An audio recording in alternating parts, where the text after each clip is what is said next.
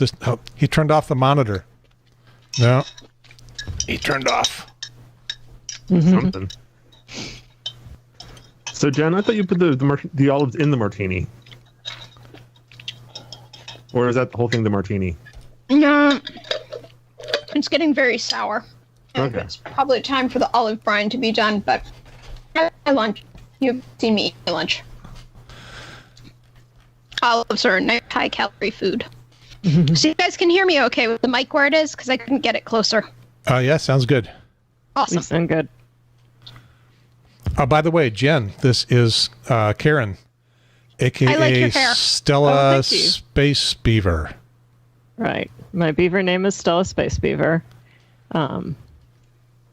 Gary says you live near Chapel Carborough. I'm right on the border of Chapel Hill and Carborough, yeah. Okay. I live in Carborough over near Open Eye. Okay, I live right near Chapel Hill's Umstead Park and the train tracks, like right near that part of Estes Drive. Cool. Yeah. No, I don't want to upgrade my VLC. Do you guys have your show I got the show notes. Script? They're all queued up. Okay. We're almost ready to go.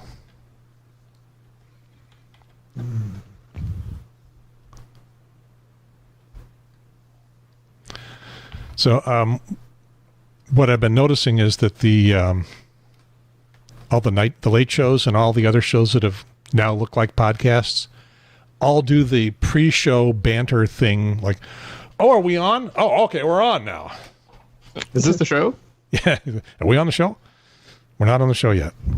It's not a show until there's music, and we're 45 seconds away from. No, we're 57 seconds away from playing the music Right. because I started the timer a few seconds late. Okay.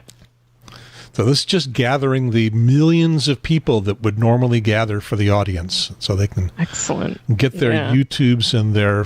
Oh, I'm supposed to check the YouTube too. I really like this new wig band. It holds this wig so securely. Awesome. Oh, that's a wig? No, it's my natural hair. You'll totally see me with bangs ever. On purpose. That's the one part of this that's not like I would never. I had bangs when I was a kid and my hair's too curly. They just don't work. Like I'd have to straighten my bangs every morning if I wanted to have bangs. The two of you make me want to have a wig on. I got some extras. What color you want? I got purple. You can be Admiral Holdo from Star Wars. Purple works. Okay. It has worked. First time this time. Everything is live. YouTube. And the Triangle Talk Show Facebook group. Check out what I got. What came with the mic that I can't use because it doesn't fit in the holder. Oh, yeah. Nice. Yeah, they call it a mic flag. Yep. But unfortunately, the jolty mount is taking the spot that it would otherwise be in. Yeah, you might be able to hang it somewhere else, like on the arm that sticks out from. Well, yes, that would work because I got one sitting back here. Wait, now I've got it covered up. There we go. Sitting back there. No, I'm thinking on. How can I show you this on this part of your arm from the. Okay, cool. You've got an arm. Yeah. No, Yeah, I excellent. like I said, I used to have one of these mics until it died. Not my fault. Sure, not your fault. I will believe die you. on this hill. It's okay. No, it's okay. We believe you. It's fine. Totally. Do you still have it? The broken mic? Oh no, I returned it. Okay, because you asked me, I have soldering skills if I could fix it. So I thought it was maybe you still have it. No, I returned it. And come to find out, when I went to return it and pack it back up in the box because they wanted it to come back in the original packaging, I found a note from its previous owner saying that the wire was loose. Okay, so now you've got one that works, and I think it sounds good. Awesome. Probably a little better than although we have to do an A/B comparison or go listen to last week's show. How's my sibilance? Because I know that's my biggest problem. Not an issue here. Oh, good. Okay. Here. Yep. Sounds like we're good. I believe it's time to play the music. From the studio, in the bonus room above the garage on the north side of Cary at the foot... Wait, I needed a prop here. At the foot of Mount... Hang on. I need to do this over again because I've got a prop. That's right. The prop just arrived. There we go. From the studio, in the bonus room above the garage on the north side of Cary at the foot of Mount Belzoni, this is the Triangle Talk Show. I don't have enough fingers to do all the manipulating that I'm supposed to do. Okay, so I am Gary Pearce, and then... And from the Yellow Room, on the border of Carrboro and the People's Republic of Chapel Hill, sequestered at the foot of Mount Okanichi, which is a real mountain, and up on the side of the hill with the chapel up top, I'm Nanny Jen, host of Nanny Cast. She's making fun of the Mount Belzoni. Brendan. And from the converted attic apartment on the edge of downtown Cary, nowhere near any mountain that I know of, I'm Brendan Diesendorf, the host of the Practical Operations Podcast. Okay. And I'm supposed to say and push this button. This is episode 89, May 17th, 2020, Beaver Queens, which we will explain shortly and introduce our guest. But I got a little stuff to say here. The Triangle Talk Show is it's a YouTube show, and it's a podcast for the Triangle area of North Carolina. We talk about anything we want to. Occasionally, we will ring a triangle if we want to. And if I do that one more time, my wife is going to come complain and yell at us. We aim more or less at things of interest to triangularians. I'm making that a word, triangularians. Jen has got her mic flag on her head. It's not going to stay very long. Trying to balance it so that I can put my head all the way up straight without having to be on the side. There we go. If you've taken one of those etiquette classes where you walk with books on your head. Whoops, I did cotillion. Okay. So we try to talk about stuff of interest to people in the Triangle. Sometimes it's local, sometimes it's not. We are unfair and unbalanced, and we do left-leaning politics when we get political, which isn't always. We seem to have gravitated to 4 o'clock on Sunday live. There's no promise that we'll stay there. Our website is triangletalkshow.com. Our Facebook group is Triangle Talk Show. I'm sensing a pattern here. Our Twitter is @TalkTriangle. So much for the pattern. And our YouTube address is just gibberish until we get to 100 subscribers. So please subscribe. As of today, we are at 74. If you subscribe, I don't care if you ever watch again. Well, actually, I do. But just go subscribe to the YouTube channel. Only one way you can find it. Go to the. Well, you can go to YouTube and search for Triangle Talk Show. We are the only thing on YouTube called the Triangle Talk Show, so we're easy to find. Or you can just go to the website, triangletalkshow.com, and click the link, and you will find it. And now, on to at least the first part of the show, this Beaver Queen Pageant thing, and we welcome our guest, Karin Abell. I never asked what... Abell. Abell. Yeah. Oh, there's no D in there. Karin Abell. No D. Okay, so it was going to be either Abell or Abell. We have another guest who's just appeared in Brendan's window. And she can't hear you, but this is my daughter, Nora. If we speak up, we can all wave. Hi, Nora. I like the pink. I appreciate this. What's up, dear? We're going to do off-podcast business for a moment. Karin Abell is also Stella Spacebeaver, and you are here in support of the Beaver Queen Pageant. And I guess now is the time to say hello and welcome to the Triangle Talk Show. And what the hell are we talking about? What are we talking about? The Beaver Queen Pageant. Yeah, sounds like it might be something a little bit dirty, right? That's what my wife thought when I told her. Kind of where people go. That's kind of where people's minds go at first when they first hear about it. But the Beaver Queen Pageant is Durham's most unique and most fun fundraiser.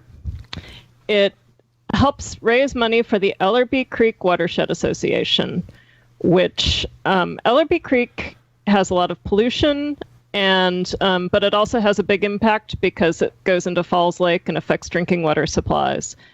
And what some of the money that Ellerby Creek raises goes towards buying land to create nature preserves. And a lot of these nature preserves are just right in the urban part of Durham. So it's really nice because people don't have to drive far to get to nature. There's Ellerby Creek behind Compare Foods off in Durham. There's a nature preserve kind of near Costco. So there's lots of cool nature preserves that Ellerby Creek Watershed Association helps maintain. But let's get back to the Beaver Queen Pageant part of this. So Beaver Queen Pageant happens the first Saturday of June every year, and this is the 16th year. Needless to say, this year ended up being a little different for us. We started out the year doing our usual planning, and then we realized that having a big outdoor event with lots of people there might not work. Around early March, we were going, this might not work the way we think it would. And to tell you the truth, I even thought at that point, like, if we just didn't do it this year, everyone would understand, everything's going to cancel and everything. But the more we thought about it, the more we were like, maybe the world needs a Beaver Queen pageant more than ever, right? And so in the Beaver Queen pageant each year, anywhere from 5 to 7 different people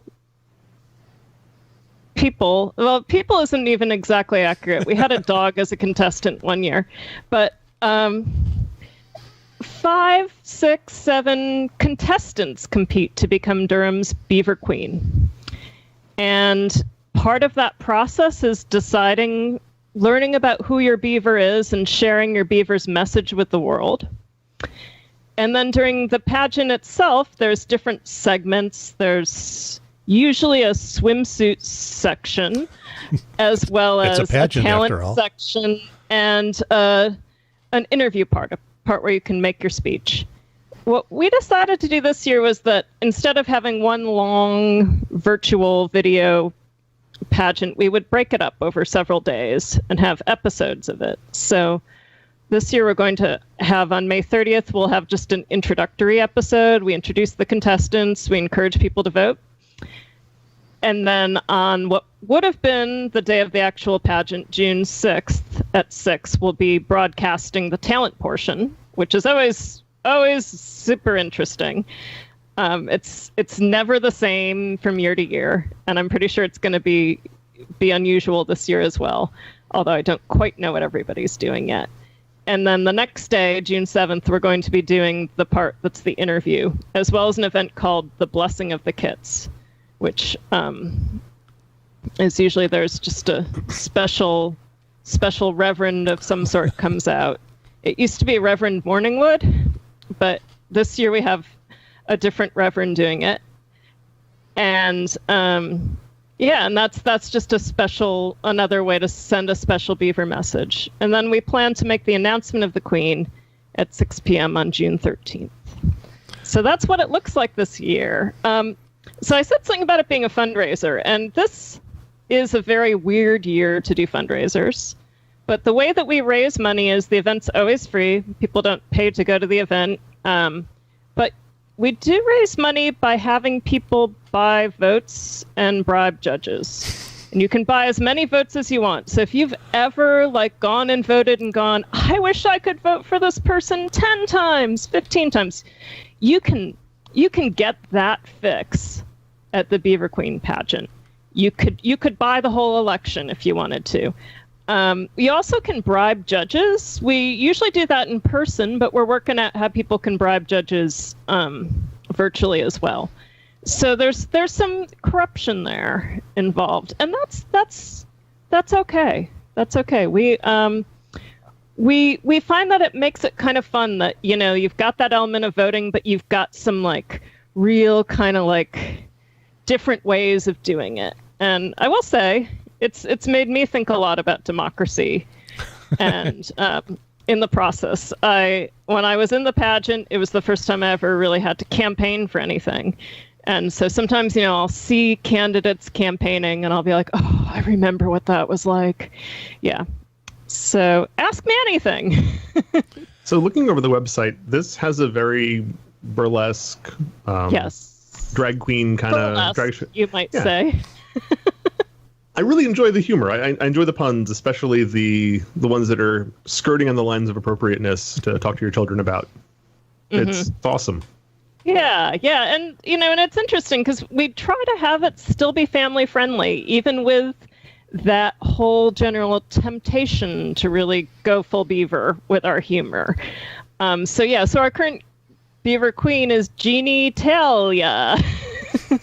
Okay, and, so we get as close to the line as we possibly can. Yeah. The line is vague. Yeah, and so what's funny this year is that when we do the pageant in person, what we tell contestants is, there will be lots of kids there and a lot will go over their heads because, when you're in a big crowd, you don't hang on every word or whatever. But we are a little thinking with the video thing, like I picture myself watching it with my kid, and I've kind of warned the contestants a little bit, like, some people will be watching this at home in front of the laptop with their kids, so just keep that in mind, with what you say and sort of your mannerisms and stuff like that. But yeah, some of us really like the naughty fun of it too, even those of us who are parents. Yeah. I mean, I've got two children. One of them was on camera just a minute ago. She was hesitant to speak, but we've not tried to shy away from talking to them about reproductive health and all those kinds of things, even at their age. Yeah. So I think they wouldn't get the humor of it. They wouldn't get why adults think it's funny, but they would be like, okay, you're talking about parts of the body, whatever. Or my son would be embarrassed because he's 11 and he would just die of shame. Right. But that's about it. The 11-year-old in me dies of shame, and the 15-year-old in me just snarks at it all. So let me point out that you've got a YouTube page, and although none of the material that you've got set up for this year is there, a lot of stuff from previous years is there.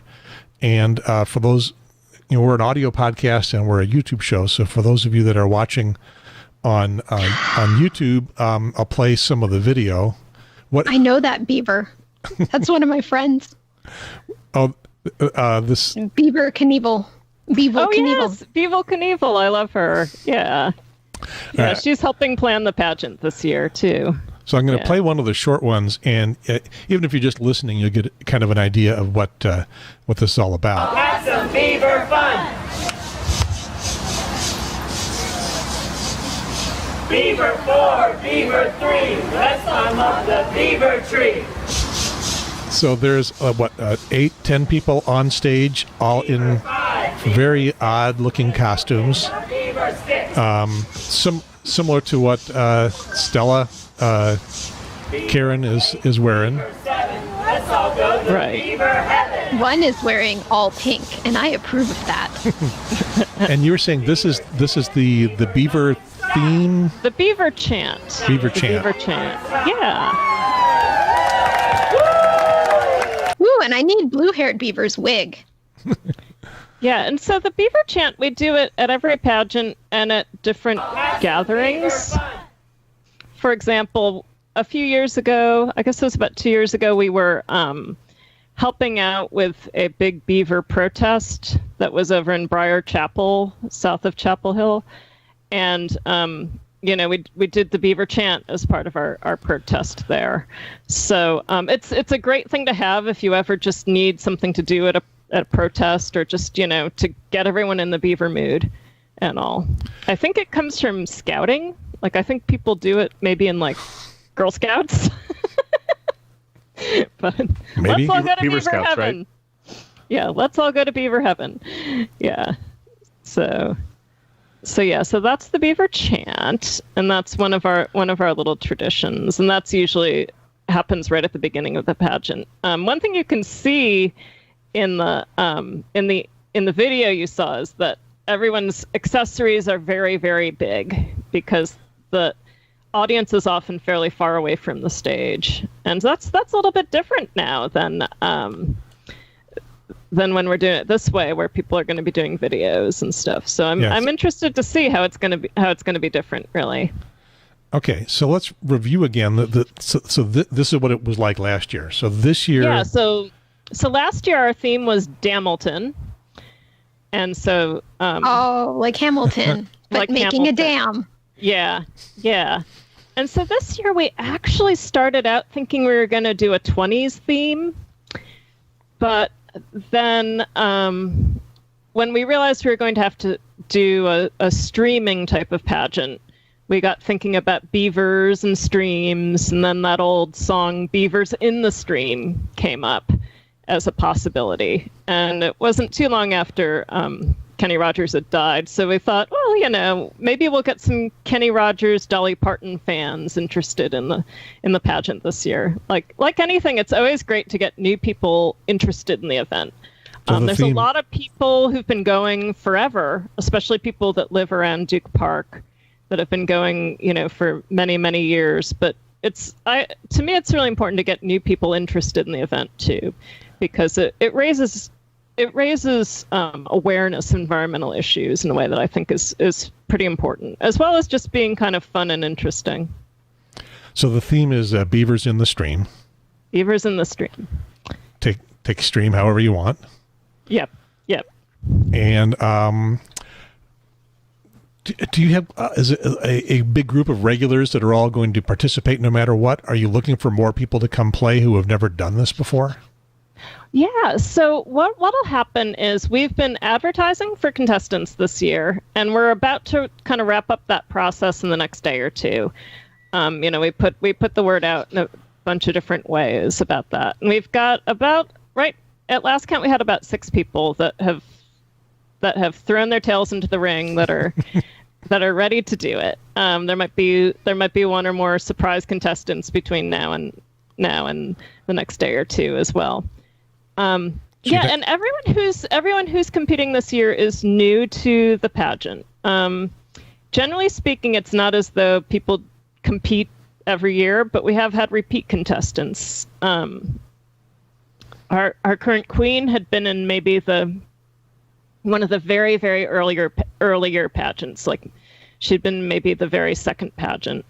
And so most of the time, if anyone recompetes, there's usually several years going by in between. I mentioned a dog competed one year, and that dog, her mom had been in the pageant twice before. So did the dog win? I have to ask. The dog won Best Stage Presence, I think.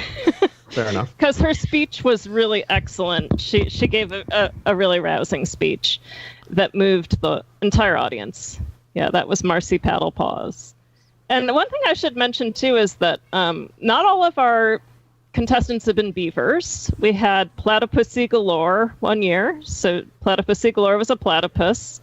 Last year we had a penguin, Adele Pigacellus beaver, who was a penguin who happened to be married to a beaver.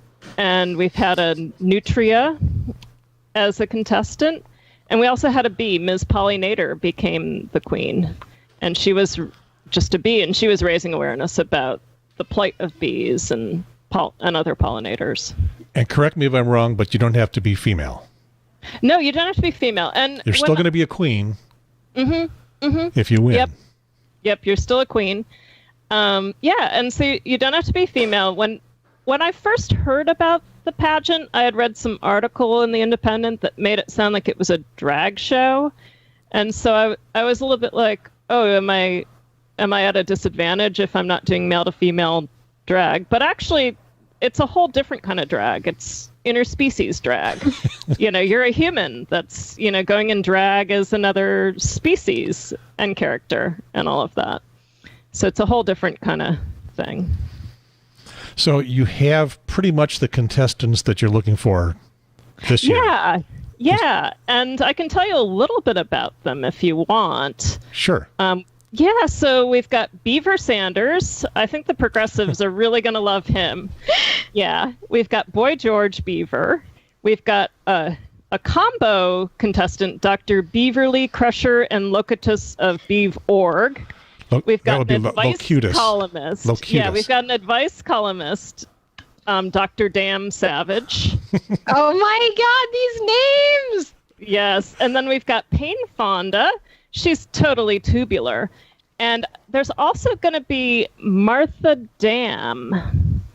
who's new to us and does sort of some choreography and stuff, I think. But yeah, I'm just getting to know the contestants myself this year. And sometimes at this point we've already, had several get-togethers, but we haven't been able to do that. So yeah, I mostly just know these contestants through their profiles so far. So and you can read their profiles on beaverqueen.org. And believe it or not, people can actually already start voting. Mostly people will wait until they've seen the videos of the contestants to decide who their favorite is. But the thing is, you don't have to have one favorite. Like today you could be like, I'm for Beaver Sanders, and then next week you could be like, no, I'm for Payne Fonda, and it's okay. You can, because you don't have to choose just one, which is something I really like, because I like everyone. You can vote early, vote often, and vote for as many as you want. Yeah, it's the dream. Living the dream here. And also apparently voting. By judges. Yeah. Or at least try to. Yeah, when we're there in person, we can give out I voted stickers with little beavers on them. But yeah, that's going to be harder to do in this one. But maybe we'll, virtualize that too. Who knows? Okay, so I'm looking over at the website. I see the become a contestant, but you pretty much already got anyone. Yeah. That part will be coming down, and there'll be more about the actual event soon once we have it all finalized. Okay. Yeah, I don't see anything about the current contestants here yet. Yeah, I see judges. I think if you go to the vote tab, you might be able to. Oh, vote. Okay, there we go. Might be able to see it there. Yeah. And okay. Then, then you can click on those to learn more about each of the contestants. Let's check out Beaver Sanders. Just text. He hasn't put up anything in terms of video yet. So my name is Beaver Sanders. I am asking you to join our political revolution. You may have heard that I suspended my campaign to be the next Democratic candidate for President of the United States. However, you probably did not hear that in the corporate media that I have chosen to pursue a more important position, this year's Beaver Queen. If you're sick and tired of billionaires hoarding the majority of wealth in this country, join us. If you believe in Medi-Claw for all, join us. If you believe that addressing climate change should take precedence over Naw Street profits, join us. I do. Enough is enough. That's okay. Right. So that's right. Beaver Sanders. And there's 5 more.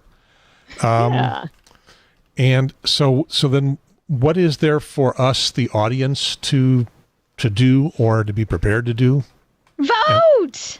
Yeah. Well, yes. So we'll be on that page, beaverqueen.org, as well as on the event page that's on Facebook and the Beaver Queen Durham Instagram. We'll be having info about when we're actually broadcasting the videos from the contestants. And that'll be where you find out when and how to learn more and just kind of see what they have to offer. Like, it's good to get this little taste of what's out there with like the written bios and stuff. But I think once you kind of see the beavers in action, it's a whole different thing as well.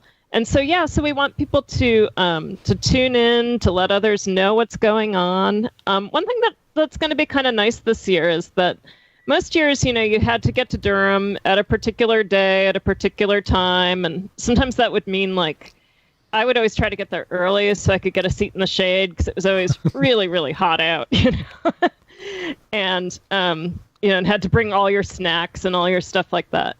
And this year, you don't have to get to Durham. You can watch it from the comfort of your home, air conditioning, and you can watch it. People who are nowhere near Durham could watch it if they wanted to. And that's kind of exciting for us. And we're hoping to introduce the idea to some new people with that. And then there'll be some time in between episodes for people to catch up, where they might go to the YouTube channel or whatever if they missed the broadcast versions of it to just see what they missed and see what's coming up next and all. And the voting will be open up until pretty much the end. So, there'll be a chance to vote in between the talent and, after the talent has aired, there'll still be several days where people can still vote and catch up on what's been broadcast. Are you making ballots that people can fill out? Well, they'll vote online. So what you do is you go on, when you're on that web page you're just on, beaverqueen.org, there's a button you can click to vote, and then you put in how many votes you want to buy, and then you get a little receipt thing that happens. Yeah. At the actual pageant, there are ballots as well. Yeah. And so that's something that, and if we're back to normal next year, you'll be able to do a paper ballot if you feel like you need that trail. Okay, so I'm looking at the vote page, and suggested amounts from $5 to $250. You can put in whatever you want. Pick the contestant that you want to vote for. You can be anonymous, and I imagine as I go through the next couple of steps, which I won't be able to do here without filling too much stuff in, we'll get to a credit card. Right. Yep. Because it's hard to shove cash into the... Yeah, no, and that's one of the things at the pageant. I feel like there are some people who kind of like to have the anonymity of paying with cash. But, when I come to tax time, I'm always glad that I've had, that credit card trail anyway, as I'm keeping track of things. So I detect a little lemonade from lemons here about doing it online versus doing it in person. Yeah. The excitement of the thing in person has got to be awesome. Yeah, it really, there's nothing like it. And the thing about it is, especially for those of us who are beavers, it's kind of like a big happy family reunion to have the pageant in person. And I'm honestly gonna miss that part of it. There are some family members I don't see that much other than at the big event or at other beaver style events that happen. So yeah, but the big thing is, we felt like not doing it would make us really sad too. And so many things have had to cancel, that don't have a way of going virtual. But at least if you think about a pageant, like a lot of pageants we've watched in our lives, we have watched on a screen. There aren't that many that you go to live. So it seems translatable in a way that some other things maybe aren't. Yeah. So. You took something that could have just been canceled like everything else and, wait till next year and looks like you're going to make something a lot of fun. Are you going to do like a big Zoom, everybody get together so that at least you got one chance to be with everybody else in one spot? Ish? We haven't figured that part out yet. One thing that I'll say is after any year that you're going to it that you're not competing, you still are very likely to dress up. Okay, I've never worn the same outfit to a Beaver Queen pageant 2 years in a row. And, we were already kind of hey, the theme's going to be the 20s, start planning your outfit. And now the message is, the theme will probably be the 20s next year. You can start planning your outfit a whole year early. But people love to dress up according to whatever the theme is and stuff. And so kind of that part of it where people are showing off their outfits and stuff, I'm sure we'll encourage a way for people to do that virtually as well. Whether it's just, selfie shots on their own social media or what. But I think that's a part of it that's not going to be the same, You could... I was going to say, if you did a big Zoom thing, everybody could still dress up. So, I'll toss it out as an idea. I'll talk to my people. To my people about that. Yeah. Who knows? And again, you can see a lot of the performances and activities from the past on your YouTube page. It's better than the Triangle Talk Show. It's just youtube.com/Beaver Lodge. So easy to find, and lots of performances back there, and it looks fascinating. Yeah, and I didn't know if you guys wanted to hear my beaver story. Sure. Yeah. We're all about stories. Sure. All right. So it's really interesting. I think I am to my knowledge, I'm the only Beaver Queen pageant contestant who was discovered at a preschool. So I had been getting to know this other mom at my son's preschool. And one day she just said to me, you know, Karin, I've noticed something about you. And she says, you're a beaver, aren't you? And I was like, am I? And I thought about it a bit. And I was like, well, you know, I do have a lot more hair growing on my face than I think a human should have. I love trees more than normal people do. You know, I'm very drawn to Canada and Canadian men. And, you know, maybe I am a beaver, you know. And she's like, well, if you are, you're not going to believe this, but I have these friends in Durham. They're all beavers, and they have a pageant. And they're looking for a few more people to be in the pageant. And so, you know, I sent a couple emails, and next thing I knew, you know, I was like signing up to be in the Beaver Queen pageant. I'd never attended. And, but it was great. And my beaver, Stella Spacebeaver, she's a beaver who really had to leave the Earth and then come back to realize how important it is to save the Earth. You know, sometimes you don't really appreciate a place until you've been gone for a while. And she'd gone off, lived on another planet, married an alien. But then when it came time to really settle down with her kit, she was like, yeah, I want to be back on Earth. I want to be back on Earth, but I got to make the Earth a better place. So that's a little bit about Stella. And so Stella was in the pageant in 2013. While she was not Beaver Queen, she won an important award called Miss Hygieniality. Hygieniality. Yeah. Hygieniality is all about peace, love, and beaver. Okay. Peace, love, and beaver. So the beaver each year who best promotes peace, love, and beaver harmony is voted by other contestants to be Miss Hygieniality. And so there's a different Miss Hygieniality each year, but Stella has a Miss Hygieniality column that she writes sometimes about different beaver issues that come up. And this shows up where? Yeah. Oh, that's just on Stella's Facebook page. Okay. Yeah. So she hasn't done one in a while, but I might be able to find one if you give me a few minutes or so about advice. Let's see. So I'm hunting for Stella Spacebeaver on Facebook, and I found one. Is there a one and only? Yes. Yeah, I think I am the only Stella Spacebeaver. I recognize the hair. Yeah. Yes. All right. So this is an example of a Miss Hygieniality column. Dear Miss Hygieniality, I'm a bit embarrassed to admit this. There are certain people I've met and interacted with several times whose real names I don't know. I only know them by their beaver names. Now, I guess it's fine when I'm at the pageant itself to refer to these individuals by their beaver names, but what about in the non-pageant world? For example, if I'm at the library and I see Lieutenant Ferhura, is it okay to greet her by her beaver name? And name challenged near Northgate. Dear name challenged, most individuals would be flattered to be greeted by beaver name and would be particularly tickled to have this happen during unexpected circumstances. As long as you haven't been stalking the individual or acting creepy, all should be good.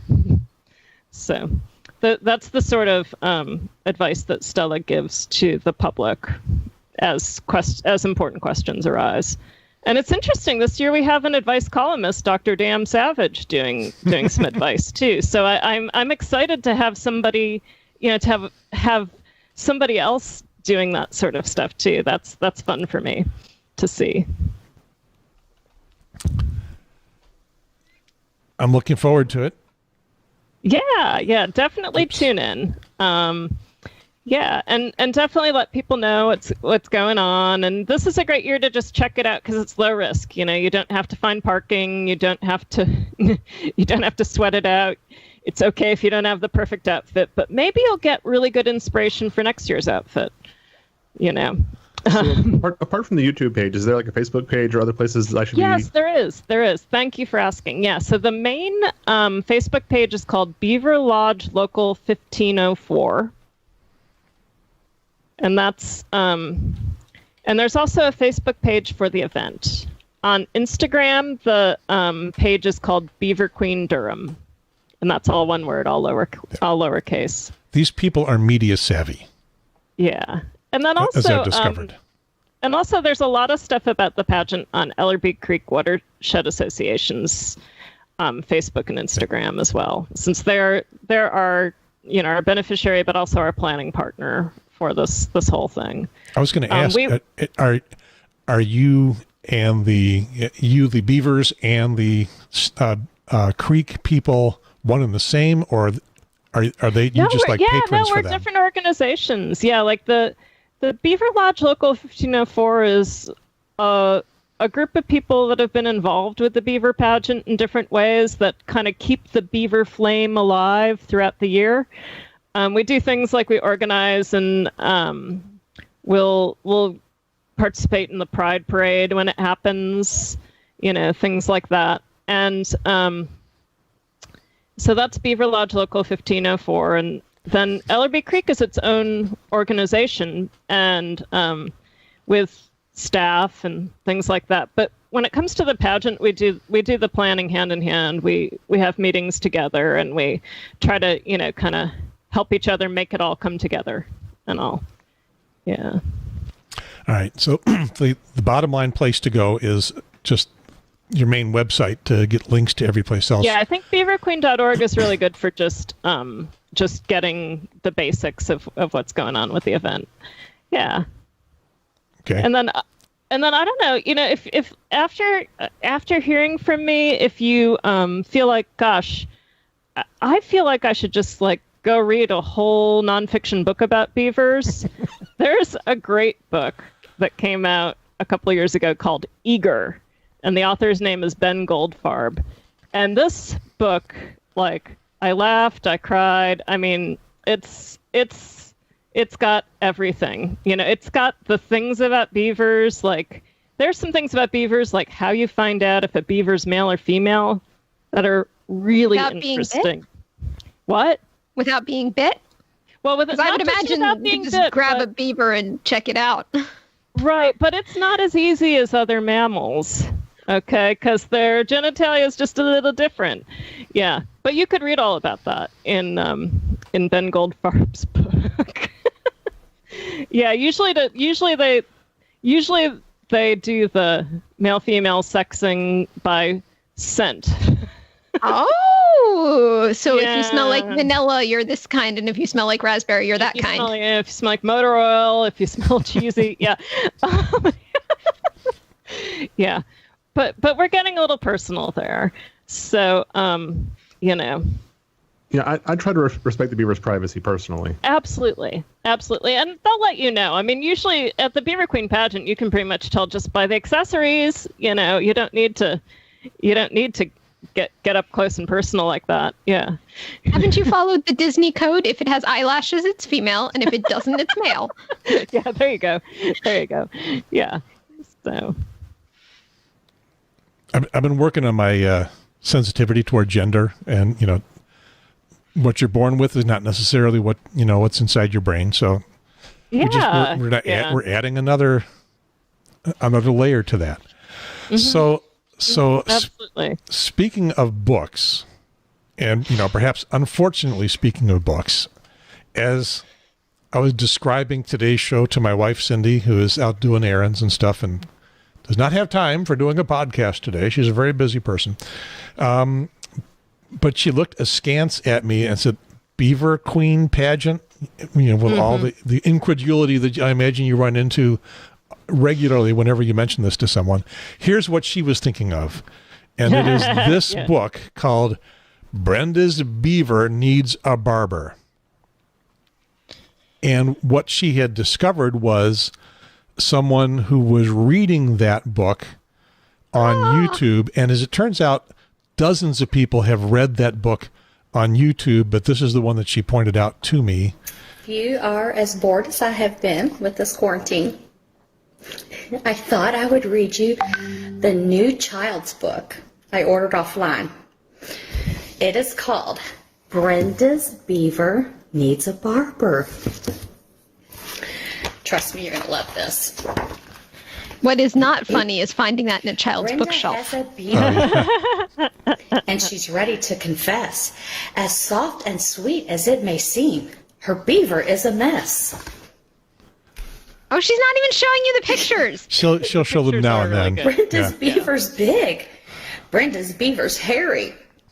Every guy who sees it says that Brenda's beaver's scary. So the thing about this particular reading, and I don't know about all the others, is that this woman cannot hold it together. She's breaking up like crazy. Down at the lake. By the looks that she received, she figured that was a mistake. She stuffed that furry mound into a swimming suit. It stuck out all around. It was anything but cute. Yeah, she's showing. Okay, I like pictures. that picture, and I think it is kind of cute. Yeah. Yep. I'm So a little The artwork in that biased. book is actually really, really well done. Yeah. So you guys are sounds like you're very familiar with it already. Yeah, I had heard of the book like maybe 2 years ago. Yep. I found it in a children's bookshelf. Yeah. Did you? Oh, yeah. Better than a children's bookstore. No. One of my charges. It was on their shelf.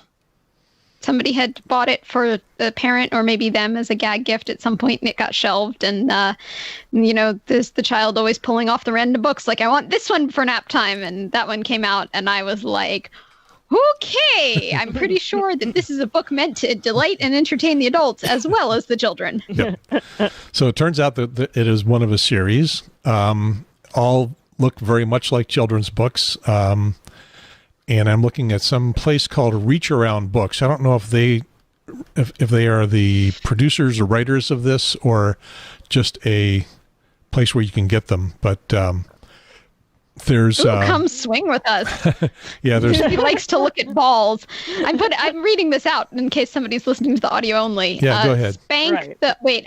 Spank the something lends a hand. Spank the monkey lends a hand. Maybe. Spank, comma the monkey. It doesn't have a comma there, but it's a monkey named Spank. Spank the monkey. The monkey lends a hand and put Tony's nuts in your mouth. And I'm sure that that's going to talk about how salty Tony's nuts are. Yep. They're the sweaty balls. Yep. The old Saturday Night Live routine. Oh yeah. So that's what Cindy was thinking of, and that you guys face that a lot, I'm sure, and embrace it. It looks like it's all part of the fun. Yeah. It's all part of being beavers. Is you just kind of you're like, yep, that's part of it. Yep. Jen, does that like offend you, or is it all just fun? But beavers? Yeah.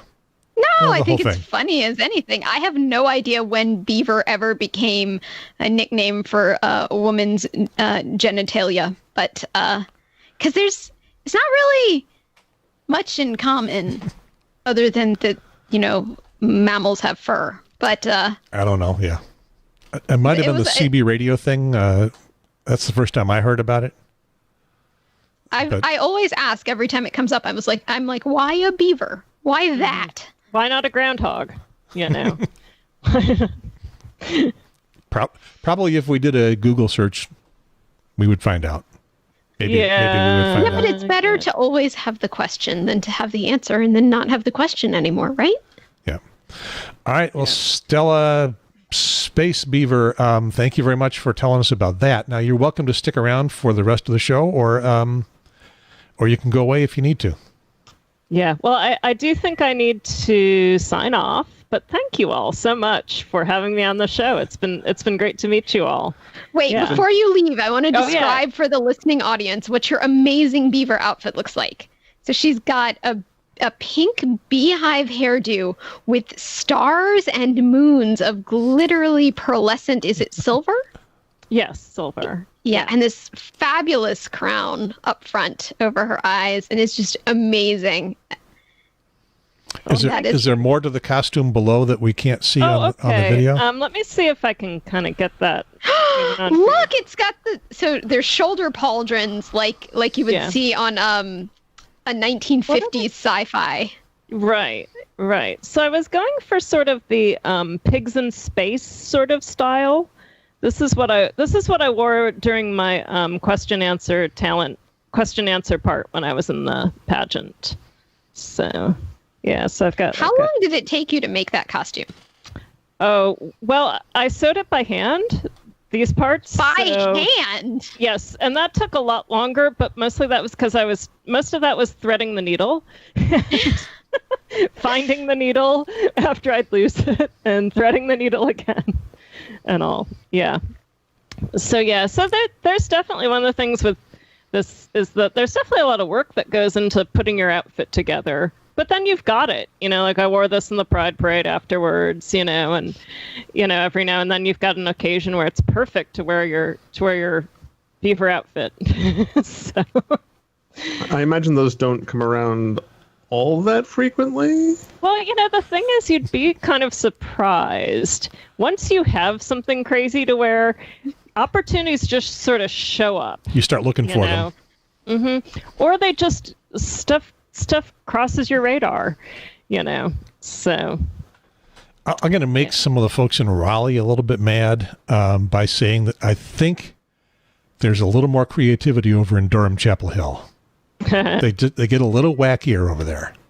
I mean, to be fair, Chapel Hill does Halloween like New Orleans does Mardi Gras. So, Is that still and a Durham thing? does Mardi Gras. So, hey, yeah. When I was in college, we would come down from Asheville to the Chapel Hill Halloween party because it was renowned, and then they clamped down on it really hard for a couple of years, trying to discourage the tourists like ourselves from showing up.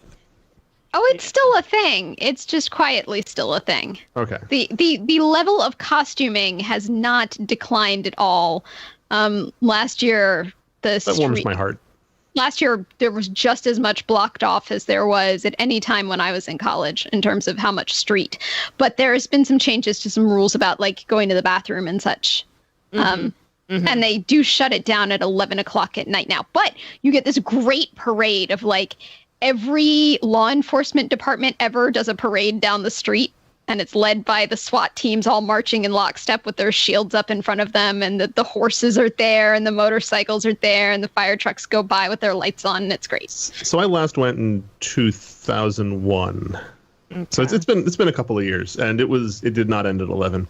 No, the police were not really present. So they made it family friendly. So now they ended around 11, which is about the point at which you want to hit the bar anyway. So then people just get off the street. They reopen the street and you go into the bars and still look at other people's costumes and say, my God, you must have put so many hours of work into that costume without realizing that you yourself are wearing something that took 2 months to craft.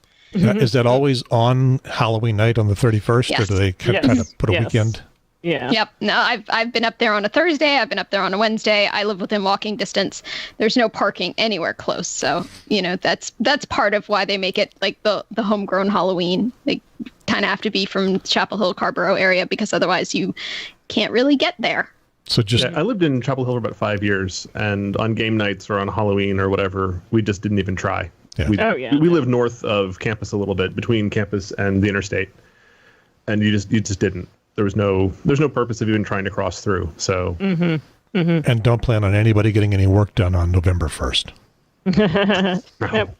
So I do, if I can derail for a quick second while we're on the subject of Chapel Hill Halloween, I put out a Chapel Hill Halloween law enforcement bingo card every year because we have they bring in to keep peace and order, and they've never actually had to do anything, thank God, except for 1 year when they got really nervous about somebody in a Rocky costume fake fighting somebody in a Spider-Man costume who was legitimately up a tree. I remember Spider-Man up the tree. Yeah, and then Rocky was on the ground like trying to fake punch, and that was the only time I ever saw law enforcement like stir. But they bring in off-the-clock law enforcement officers from just about every law enforcement agency that surrounds that is and surrounds the triangle. So I have, for at least 5 years, put out bingo cards, and what you do is you have to get an initial from the various law enforcement agencies, and it's not one of those where you get the row and you've got bingo. You have to fill the whole card and then you've got bingo, and your prize is bragging rights. Okay, so Stella, Karin, I remember there were two things I was going to ask you about. Okay. Before I let you go, first of all, your report on survival in your neighborhood, which is not very much different from Jen's, but just tell us a little bit about how things are going in this new era we live in over in Carrboro. Yeah. So even though I'm a big force in the Durham Beaver Queen Pageant, I live in Carrboro, and I feel like things are going fine there. Like, you see a lot of people wearing masks when they need to, not necessarily if they're just, walking and nobody else is on the street and all.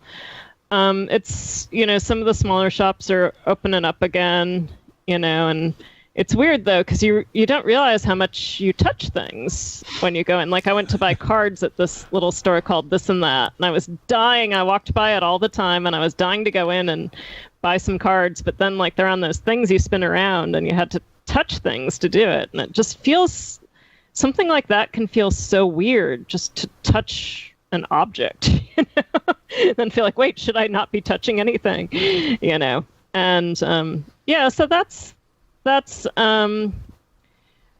I work in Durham, and I hadn't been to work for 2 months, and then this past week I had to get some paperwork, and I went in, and it just felt weird too. I had to wear a mask, but then I was like, once I was in my office locked in, I was like, yeah, I'm taking it off because I'm working so much slower with it on. And I'm just doing things, like filing papers and stuff, and it's hard to find stuff with it on and all. So it's little things are weird, and and they're just gonna be weird for a while, I guess. I hope all you all are doing okay with everything getting adjusted. Yeah, we haven't done the survey. I do have something to talk about. And the second thing was, you had told me that you work for Durham Tech Community College. So we've done the education thing here at the elementary school level, and Jen is a former teacher and a current nanny in teaching mode. Governance. Yeah. So tell me a little bit about, this is a show length topic, but tell me a little bit about how things are going at Durham Tech and how the online instruction is working there. Yeah. So pretty much, every class that's still meeting is meeting online and converted in the middle of spring semester to that. There's some types of classes that just, that just couldn't really convert very easily. One thing about community colleges, we have the credit classes, the classes where people are working on their 2-year degrees or whatever. But then we've got a variety of other types of classes. Some job training, some skill training. And then the area I work in is with adult literacy. I work specifically with English as a second language. So we've been, trying to get students to do class virtually. And sometimes it's gone really well, and sometimes it hasn't gone that well. Some of our students don't use email at all. So just even that initial contact with them was a bit hard and all. But so it's kind of weird because I'm halfway betting against myself, because I know that classes will go better when we can meet in person again, and that I'll reach more of the student population that needs us and we can meet in person again. But then I'm a little terrified about what that's really going to be like, what, what the risks are and all of that. So I don't even know quite what I want to wish for here. Do I want us to be back in person, in August, September, or do I? I don't know. But teachers at all levels have had to really change up what they're doing. And unlike the pageant, we're changing it up for an event, for a day. But teachers are having to change up what they're doing every day and keep it going and and that's really it. It's all about keeping things going. And it's a lot. And I'm not so much teaching as supporting and hiring, supporting I'm the director of the program. So, for me, it's just kind of like, let's not put stupid, unrealistic expectations on people, right? Like we should know that, if your class has only 3 people attending, that's kind of what was likely to happen, and to not be like, to not be having our expectations be out of reality on that. So sounds like you have a good understanding of what can happen. Yeah. And there's been some cool stuff that's happened. Like sometimes people who maybe had trouble getting to class can participate virtually, Yeah. But like I miss doing it the normal way. I miss actually seeing people, Yeah, I think we all do. Anything else from you guys before we let her swim on up the stream? Yeah. Okay. All right. Thank you for being on the show. Oh yeah, we appreciate it's been great. You brought a lot of lovely pink into this otherwise very black and gray, backgroundy kind of space. I'll take a note for next week to... More pink. Yeah. Okay, more pink. Yeah, it is good to keep things colorful, especially at these times, y'all. Yeah. And if you forget where to go look for things, I'll have everything listed and linked on the triangletalkshow.com website. So just stop there and you can see it. And all the beavers that are watching the show, hello. Thank you for tuning in. And please let everybody know about the Triangle Talk Show because... Okay. And subscribe to the YouTube channel. We need that 100. Okay. Stella will post about that. Okay. Thank you, Stella. All right. Okay. Thanks, y'all. Let's see. Do I know how to hang up on remove from call? Okay, she removed herself. Took me out of the equation. I don't know. Pretty awesome. I'm nervous about how that remove from call is now sitting over my face. Yeah. Oh, there. You're next. Made it go away. He's just got a thing against pink. And now I can make you guys. I can biggerize you. I'm embiggened. Couldn't do that when there were 3 people on there, but. And it looks like Jen. It looks like your microphone is coming out of Brendan's mic arm. So I'd like to take a moment and address real quick. I am wearing a scrub top. And the reason I am wearing a scrub top is because in the Stay Home North Carolina Facebook group, there was a very interesting post about a woman who was wearing a scrub top and a little handwritten fake tag clipped to her pocket that said RN and holding a sign that said nurses for reopening. But unlike my scrub top, which you can see has no wrinkles because I wear it, and I did not just immediately buy it from Amazon or something.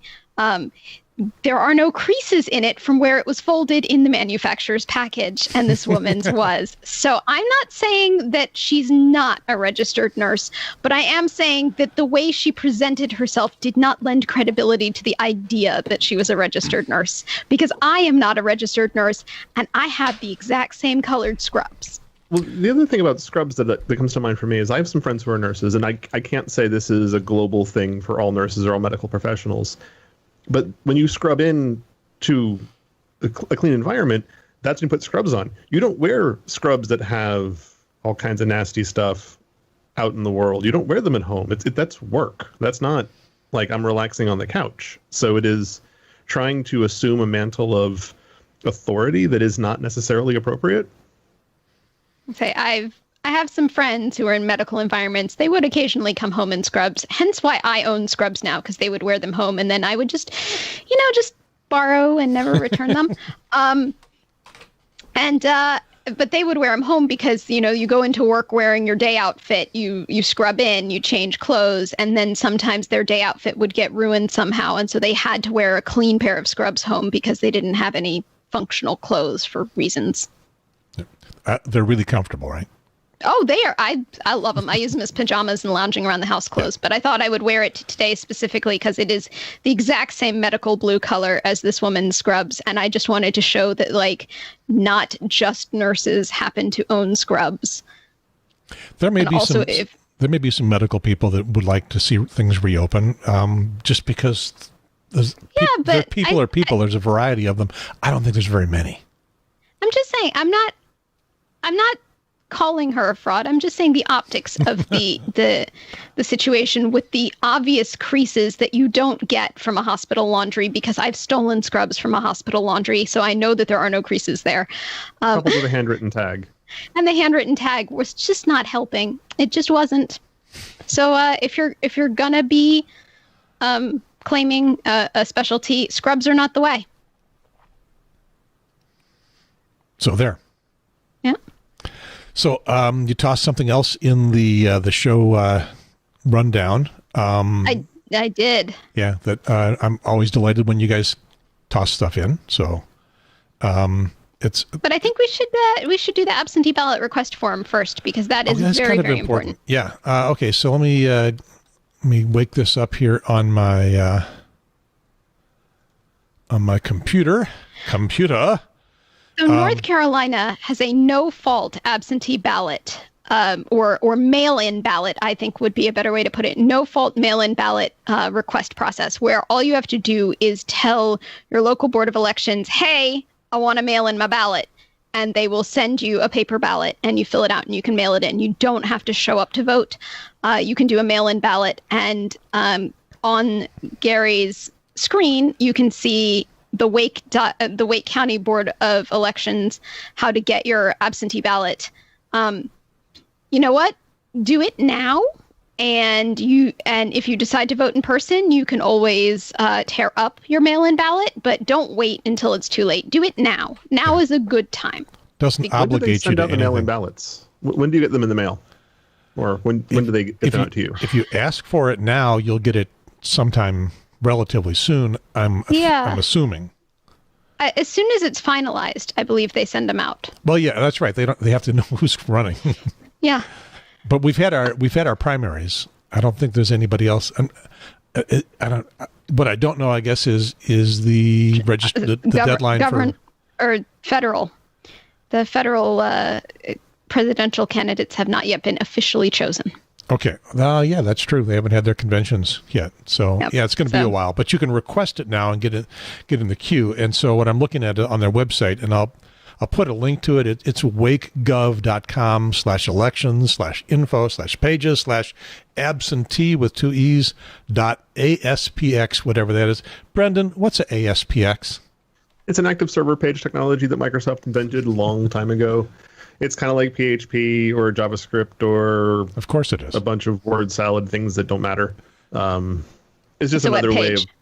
It's a data-driven web page instead of being a static web page. Get the link on triangletalkshow.com for episode 89. Anyway, there's a button here that says request an absentee ballot. What it does is it gives you a PDF form that you can download and fill out, and you got to mail that back in. You cannot... Or by any other designated delivery service. So you can send it by DHL, FedEx, UPS, or get it delivered in person by sending your child who's so eager to use their driver's license. Yep. But you can't fax it and you can't email it.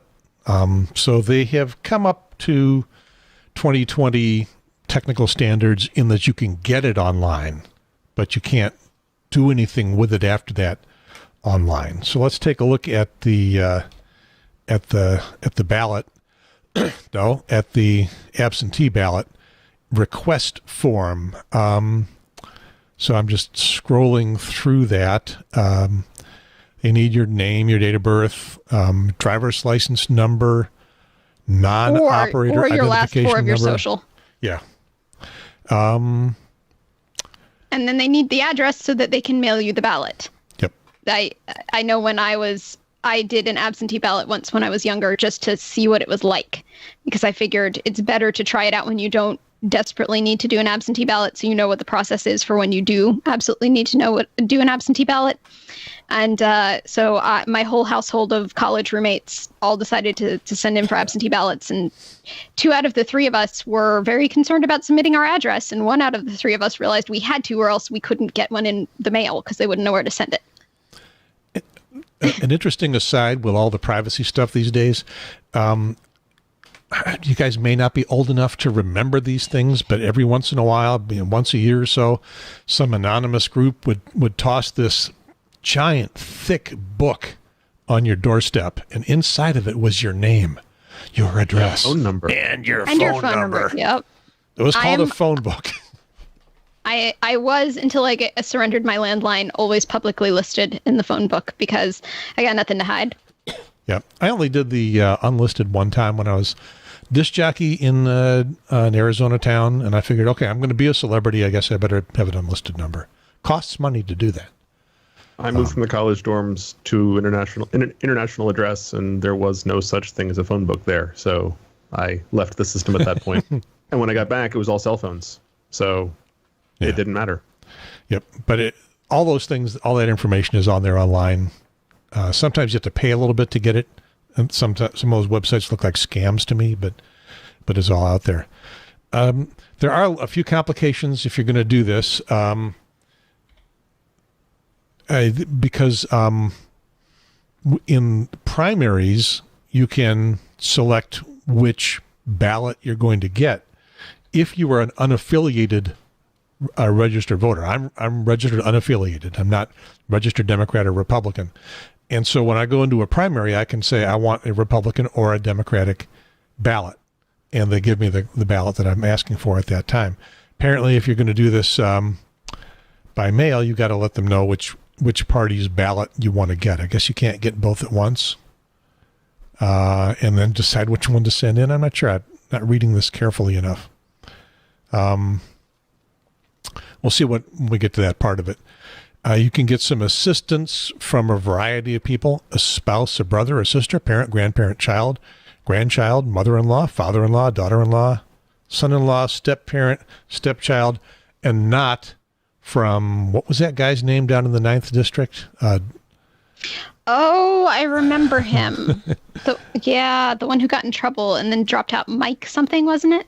Well, that was a candidate, but there was this one guy that... Oh, the guy who was helping him. Yeah, had a very southern-sounding name, southern rural-sounding name, if I can be whatever it is I'm being when I say southern-sounding rural name. Filbert M. Parsniphilus the Third. Something like that. So let's see. Where we sit on folks, our front porches and drink sweet tea, and we hope those mosquitoes do not bite us. So those people can help you. Other people should not be helping you. There's a lot more in here. Can't fax it, can't email it back. And I'm looking to the form itself now, and just the fill-in boxes, the usual things you'd expect to be in the fill-in boxes. One of the things they're arguing about right now is that they need to be witnessed, and I'm not seeing the witness. Oh yes, I have witnessed here. a bunch of them. How does the process work? You show up and you're my brother. You show up, you go, hey, I need you to witness my absentee ballot. I go, it's voting day. Why didn't you just go and vote? If you can drive to my house, you can drive to your polling place. But your brother shows up anyway and plunks the paper down, and they have to vote in front of you if you're a witness. So plunks the paper down, promptly proceeds to use his pen, fill out the ballot, while I and another friend stand there and go, this is stupid. And then at the end, we have to sign that we watched him vote and that nobody coerced him or voted for him or forced him into a vote, which I guess would count as coercion. That doesn't sound like a terribly secure way of voting at all. I mean, you could always witness the person you just put a gun to the head of and told to vote that way, and just you'd be perjuring yourself when you witness it. Well, that's what I mean. Is yeah, sure. That does anyway. Sorry. I think, there do seem to be some security issues, and as it happened in that 9th District, and now I got to find out who that guy is.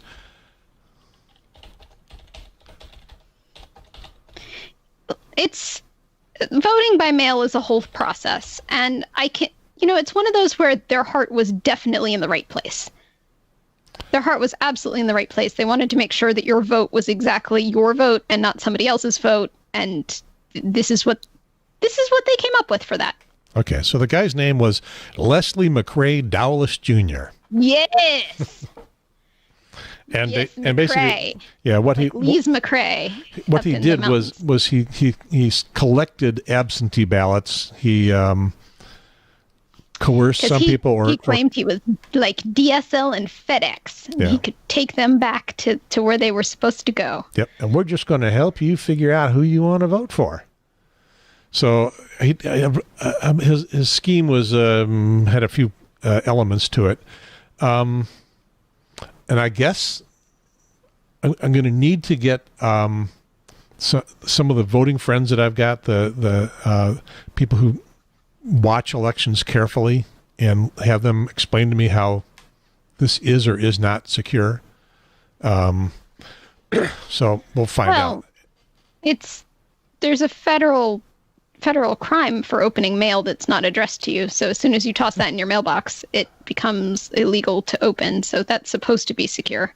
You know, there's always the difference between what is allowed and what is possible, though. You know, anybody with a letter opener can go open it once you toss it in your mailbox, even if it's not allowed. But I would like to add that if anybody is going to vote by mail and the cost of a stamp is more than they can afford, please reach out. I will make sure you get a stamp. Do not hand it to somebody to deliver for you. So I was searching for this through this ballot request form for the signatures for the witnesses, and I realized this isn't the ballot. This is just the request form. You don't need to have anybody witness your request for a ballot. The legislature, the Democrats particularly in the legislature, are trying to eliminate the two witness thing and at least get it down to one, just because I've only got one other person in the house here, just my wife. Now, it wouldn't be too hard to find a friend who could see me sign it from 6 feet away. That wouldn't be extraordinarily difficult, but for some people it might be more difficult than for me. So, well, anytime you add a burden or a difficulty to the voting process, I'm generally opposed to that. It makes it feel a little slimy and awful. Yeah. Makes it feel like a poll tax, honestly. And that's the kind of stuff we should not be encouraging. We should be encouraging anybody who actually wants to vote to get out and vote. I'm extraordinarily lucky that I can walk to my polling place in about 5 minutes. So I don't have to worry about, are the lines, whatever. I just pop over. I work from home, even when we aren't in quarantine time. So I just walk over there whenever I have a moment. And at, 10:15 in the morning, it's always free. That's true. That's about when I go vote. Everybody goes before work or at lunchtime or after work. Yeah. About 10 in the morning is about the best time to go vote. So you take a long coffee break and you go vote, and it doesn't take any time at all, and it's usually pretty smooth. Yeah. So if where you work is a long way from where you live, that can be more of an issue. Then you got to do it early or late. Yeah. I would love to see federal legislation passed that makes you exempt from being fired because you were voting. I would love to see federal legislation that said voting day is a holiday, a national holiday. Or like make Australia? I'm down. Or put it on a weekend. They do have the early voting on a weekend, so that's the reason that that it's not a federal holiday. That's sort of the trade-off. And that may be enough. Maybe, but yet. So, I think I'll request it just to go through the process and see, and then we'll see what life is like in October and November when early voting shows up, and then I always vote early. I don't try to wait for the last minute. So when I voted early at the primary, the candidate I voted for had not dropped out, but the candidate that other people had voted for early had dropped out by the time our primary day showed up. So if you had voted for, I voted for Elizabeth Warren, but I think if you voted for Mike Buttigieg or a couple of the others, they would have dropped out. My candidate didn't win anyway, so whatever. This is why we need ranked choice voting. But yeah, that's a concept. Again, another thing I'm down for. Yeah. But it's also one of those things that the political establishment at the national level has no desire to see enacted because there's too much money involved. So probably need to explain what that is real briefly.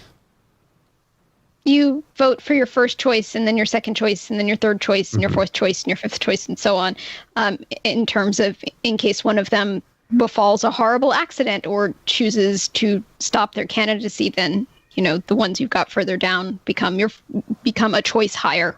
Yeah. So instead of having it be just whoever gets, 41% of the vote, because that's how it seems to work these days, it actually goes more in terms of what people's preference actually was. It expresses, it represents the will of the people better. And if that is nominally the purpose of voting, it sounds like a good idea to me. So let's say you vote for Elizabeth Warren and she drops out. Now your vote is essentially null and void. But if you had said Elizabeth Warren is my first choice and Buttigieg is my second choice, Buttigieg is still in. So your vote now goes to Buttigieg since Warren dropped out. Yeah. Some of what I understood about that is it would eliminate runoffs. I mean, it would be really hard to have a runoff, but I don't believe it makes that impossible. You could still have two candidates getting an equal number of votes in just exactly the right set of circumstances, which would be highly improbable, but what I'm saying is it doesn't make it impossible. Yeah, it would be the situation where, and not everybody requires this, but if you have a requirement for 50% or more, and nobody gets 50%, then you need a runoff to get someone above 50%. But if you had ranked choice voting, you wouldn't need to do that. You'd save that step, I guess. It's a little more thinking about it than, it's not real obvious right on its face. So, I mean, it's what you do when you go to, buy Girl Scout cookies or something. You walk up, you think you know what box of Girl Scout cookies you want, and then they go, "Oh, sorry, we just sold out of that flavor." And you go, "Well, my next choice is," I mean, you do rank choice all the time, so. Or when you're doing online grocery store orders and you say, "Hey, I want eggs and I would prefer this brand of eggs," and they don't have it, and they replace with something else or they don't. And that's either you get no eggs or you get your second choice, which is fine. That is making sense. Brendan, you said you need to depart fairly soon. Is there anything that you want to get in here? 12 or 15 minutes. Nothing in particular. I still haven't done but my one trip to the grocery store. We are still very much on social distancing and doing online orders and curbside pickups in almost every case. The one time I went to the grocery store was not, the nirvana of happiness that I was hoping it would be. We are starting to think about what would have made it happiness. People not looking like there was toilet paper. It was the 4-packs, but it was there. People not looking like zombies. People, I don't know, it was hard in that sense. You weren't seeing people behavior that you were the correct way on the one-way aisles. Yeah, wearing masks and things. But I mean, we're starting to talk about, do we have friends over to sit in the backyard on a regular basis to have a beer? We, bring your own beer kind of thing and pee in the backyard. But that's about as far as we've gone in terms of relaxing, even though we watch the news reports and all the other things talk about, oh, it's time to open things up and it's time to relax the restrictions. And I'm not quite there yet. I'm still feeling a little hesitant about wholesale anything at this point. And even we had a discussion this morning in my house about if we're at a friend's house, sitting in the backyard having a beer, do you go inside to use their bathroom? By yourself, you walk in, use the bathroom, you clean, we're not sure. I wasn't allowed to use the bathroom when I went to my mom's house earlier this week. Yeah, and it just surprised me. No, sorry, that doesn't surprise me. We're 2 months in, and even though a lot of things are starting to open up again, we're not there. And in a way, having more things open up makes me less inclined to open up myself. Let them take the risk and see how it goes, I guess. I don't know. It feels strange. I'm trying I agree. Let somebody else be the guinea pig. I don't need to be a guinea pig all the time. Especially when it comes to, illness that can be devastating and debilitating. I'm trying to find a picture on my Nest Cam that I'm not getting to as fast as I want to in terms of making a good show. Oh, there we go.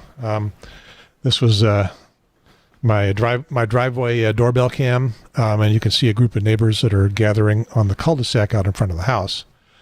And Cindy and I joined them a little later than this picture because it was already dark by the time I got out there. But what you can see here is that family groups are sitting a little closer together, but other than that, as groups, we're 6 feet or more apart.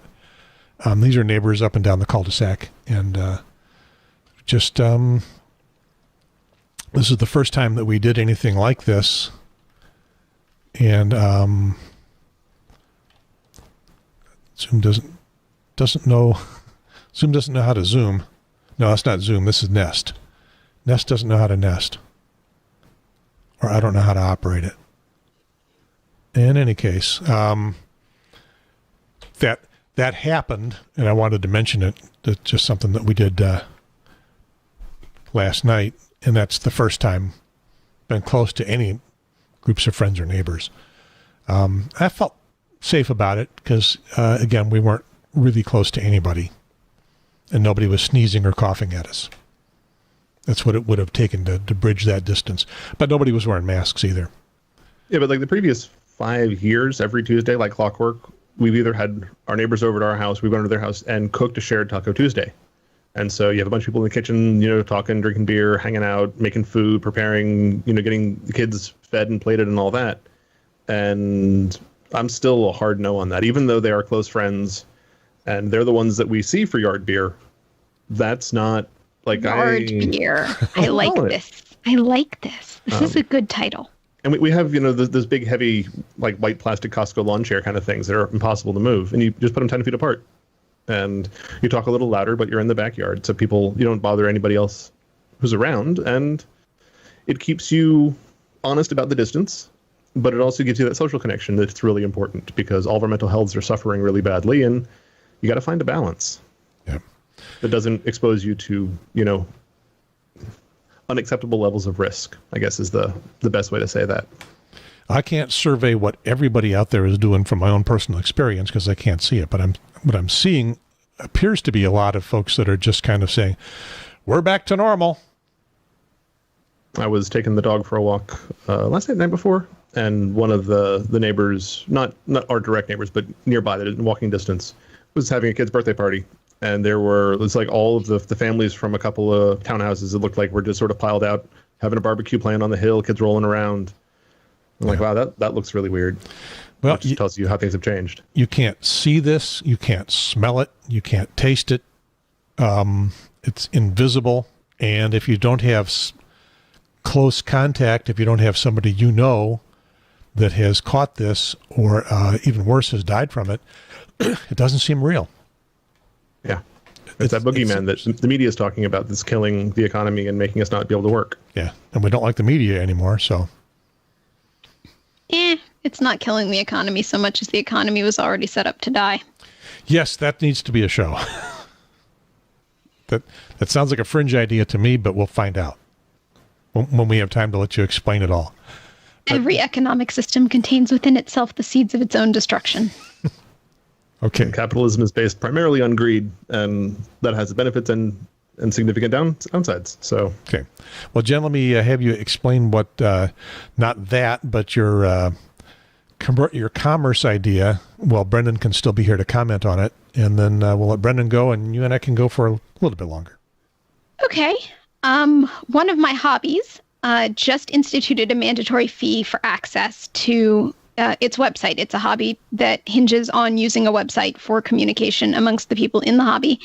And they just instituted a mandatory fee for all people to get access to their accounts on the website. You want to log in, you got to pay to play. And similar sites for adjacent hobbies have also instituted manual or mandatory fees. And so it got me thinking, because these are commercial for-profit entities, got me thinking that in light of COVID-19, to make it local,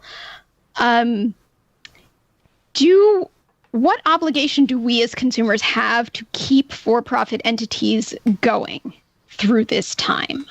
I can see both sides of this. I can see the part where it's a for-profit entity, so it should have its own business plan and be able to make it through, business interruption insurance and appropriate, financial savings and, not be over leveraged. And, if you're a slim margin business, have, taken appropriate steps and planned ahead or whatever. But I can also see the other side, which is that if I want to benefit from it later, it behooves me to make a purchase now, even if I wouldn't have wanted to make that purchase. I don't need that item now. I do have the cash. I can make the purchase. Is this one of those, to whom much is given, much is expected, even though it's a for-profit entity that I'm engaging with? So I thought I would pose that question to you guys and see where you both fell on that issue. I'm going to label some this. of my favorite. Oh, sorry. I'm going to label this. Jen wants to go on a shopping spree. Well, no, Jen doesn't want to go on a shopping spree. Jen wants to know if she's obligated to go on a shopping spree in any ethical or sociological sense. Is it my obligation as somebody with the capital, with the money, to do this so that the organization, the entity, survives this economic downturn, to be there for those who couldn't have afforded it right now to use later? So I'm going to say both. There are certain businesses that I really enjoy, especially food service businesses, that by the nature of the business, they operate on a razor-thin margin. And if you're out of business for 2 months, you're dead. And that's it. And a lot of these restaurants I really like. And there's no amount of pre-planning or business continuity insurance that would provide for all of the small restaurants in the Triangle area to not go under, while leaving corporate-owned large chains like fast food generally untouched. And so in that sense, I'm like, yeah, when I do a pickup order from a restaurant, I will add more tip than is probably appropriate, because I feel that I want them to stay in business. I want to still enjoy their food a year from now. So sure, I will go ahead and do that. I don't have the same feeling of compassion for large organizations. If you have been finding ways to skirt your taxes for the last 10 years and suddenly you can't make payroll, well, sorry. I don't really care if GE is having problems these days, because you've been paying a negative tax rate for decades at this point. And if you suffer hardship, great. Now, there are knock-on effects of that, where you have the people who work for the company now don't get paychecks, and they're not spending money in the local economy, and that has other nasty repercussions.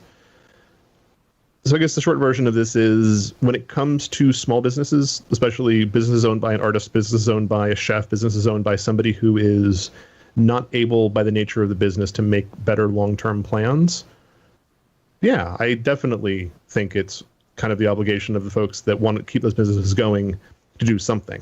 Now, I'm not saying we should be writing over our entire paychecks. I'm not saying those kinds of things. But when musicians do free concerts online, throw them some money via PayPal. Just find some way that you can contribute back to them, so a year from now they're still in business. But I don't have this. I don't have the same feeling about need of going to Target or going to McDonald's or any of those places. And if they, and don't get me started on Amazon. That's a whole nother show. Amazon's basically the devil at this point, and we can keep the businesses alive that we can. I think I agree with just about all of that. The thing the idea that came to me was, in terms of expecting businesses to be able to weather storms like this. We've never had a storm like this, that everybody has been hit badly with it. So I'm not expecting... It's across the economy. It's not one particular slice. It's everything. Yeah, so I'm not expecting the local restaurant or GE to have figured out how to handle something like this. For me in particular, I'd never considered the idea that I should go out and try to buy more stuff. I do the 50 to 100% gratuity on food that I go pick up. It's like, here's way more than what you charged for me. And all the restaurants, at first it was like, oh no, that's way too much. And now it's like, thank you very much. I don't expect Harris Teeter to look for a tip when I go buy stuff there. And that's about all. I bought some stuff on Amazon. Sorry. It's too easy. We also use Amazon, but Amazon has predatory practices that cover all kinds of things, including they operate lending businesses, so small shops can send their wares to Amazon warehouses to be sold. The only lender who will lend you things when you don't actually have the merchandise in hand anymore is people like Amazon. Their interest rates are usurious, and the only place you can sell it is Amazon's website. and then Amazon has complete control over that. And so you get locked into these effectively payday loans, but in reverse, it's coming from the merchant who is brokering your goods or not at their discretion. And it's impossible to make ends meet. They're doing so many horrible things to the economy and to businesses. It makes me sick. Yeah. If you're not on Amazon, you can't sell it. And if you are on Amazon, you can't make any money selling it. Yep. And I mean, I still use Amazon. I still buy things there. It's part of the sad fact of life, but they're a terrible, terrible business and terrible organization in so many ways. Yeah, that's part of Amazon I hadn't heard about, what they were doing to small businesses that rely on their service. So what I'm hearing you say is that for you, it has to do with how good of a corporate citizen they've been. Have they been paying their taxes and, contributing to the common good? And it also has to do with how socially responsible the business has been as well. And if I want them to be here a year from now. Like, I don't care if Amazon's here a year from now or not, honestly. It's whatever. If Bond Brothers goes away, I'm going to be really sad. So I will definitely spend a lot more money on beer than I could do at the grocery store to buy beer from Bond Brothers. That's fine by me. I will place orders and go pick up from Postmaster, which has turned into government cheese during the pandemic. And, paying $15 for a hamburger is not necessarily a great spending decision, but it's tasty and I'm keeping a business afloat. So that's where I am. It's fair.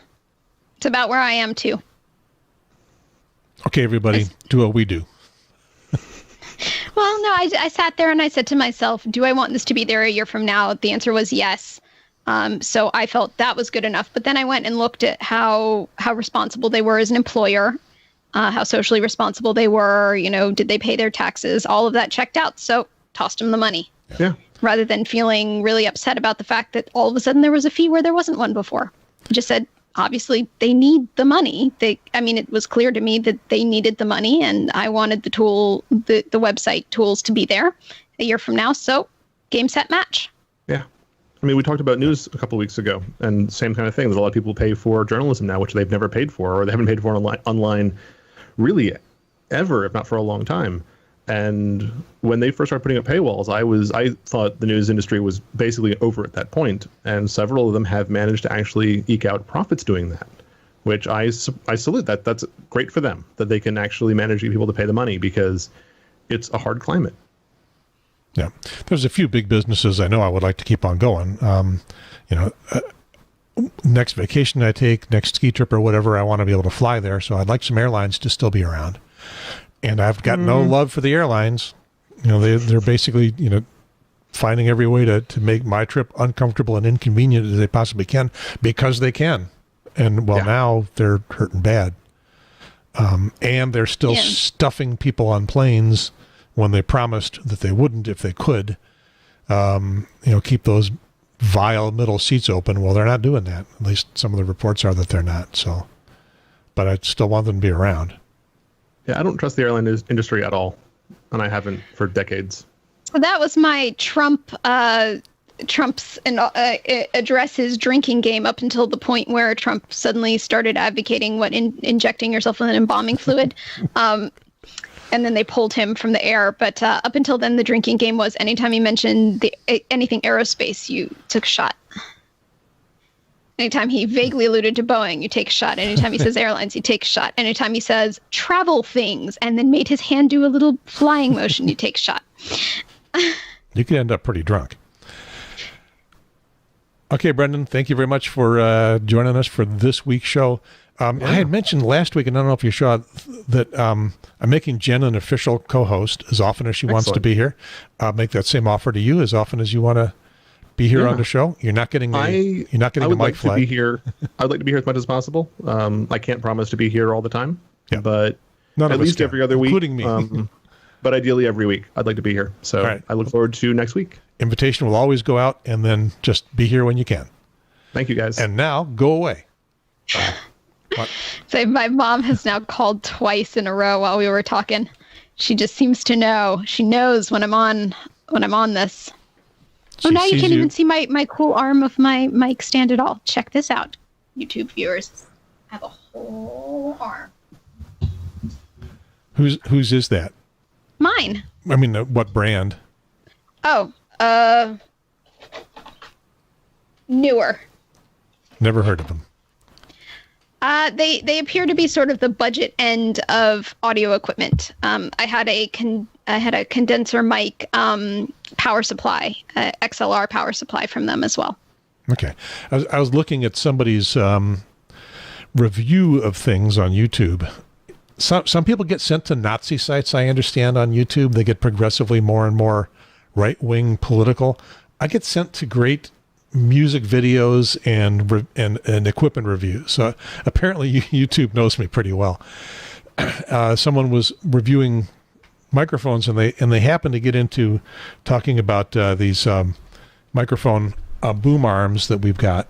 This is a Rode, and it was like $125, but I can move it around. It doesn't squeak, although I did have to oil it a little bit the other day because it was starting to squeak. Are you squeak free? I'm moving. Sounds pretty good. I don't hear any squeaks. Yeah.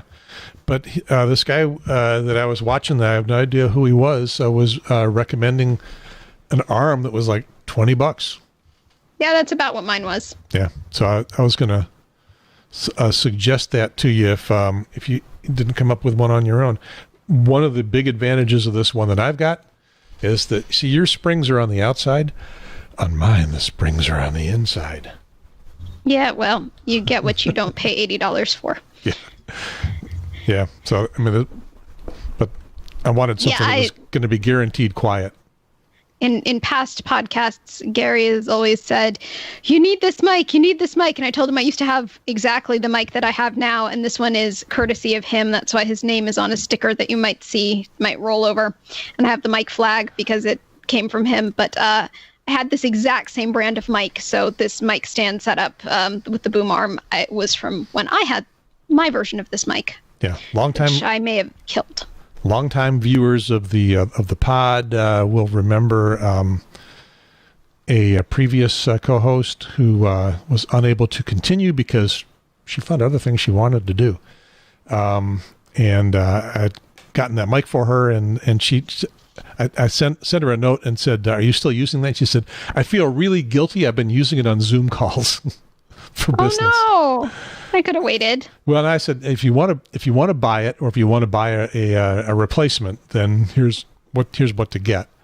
And she said, no, I'll just go back to talking into my webcam mic and sounding bad like everybody else. Oh no! So you got to pick that up. So yes, I have moved outside my great love of lavalier microphones. I am now using the kind that you can hit somebody over the head with. Okay, so now I need to find out whether that sounds better. So let's go back to those thrilling days of yesterweek and listen to what you sounded like. Oh, that was my good lav mic. Yeah. So I need to get you talking here, which shouldn't be hard. You do a lot of talking. I do like to talk, yes. Come on, YouTube. What's this buffering? I've got Google Fiber. I had a friend who was raped, and I immediately came to her side, and we had this argument, and I, in what is considered a worst practice, basically tucked her up under my arm like a football and drove her ass to the hospital and had them. So I'm going to say that this mic sounds a little better, but not a whole lot better. Et voila. Lav mics take up much less space. You don't have to have a silly big boom arm. You can't hit anybody over the head with them. Not that much of a degrading in audio quality. Yeah, I'm not a big fan of them. I've got a bunch of lavaliers. I use them professionally, but I don't like the roomy sound that you get with them. But once again, you were sounding fine. So I don't know. Put the dead cat on the mic. The dead beaver. Dead.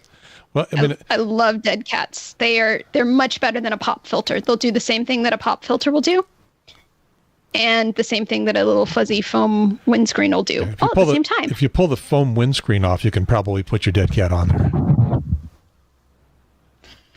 Yep, because this is a dead cat that I used on exactly the same brand of mic so many, many moons ago. So it should work. Yep. There you go. And now I can say, Peter Piper picked a peck of pickled peppers.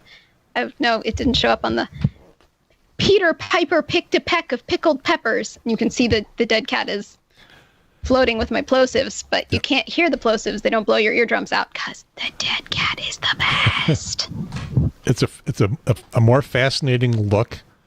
It looks like you've got something exploding off of the end of the microphone.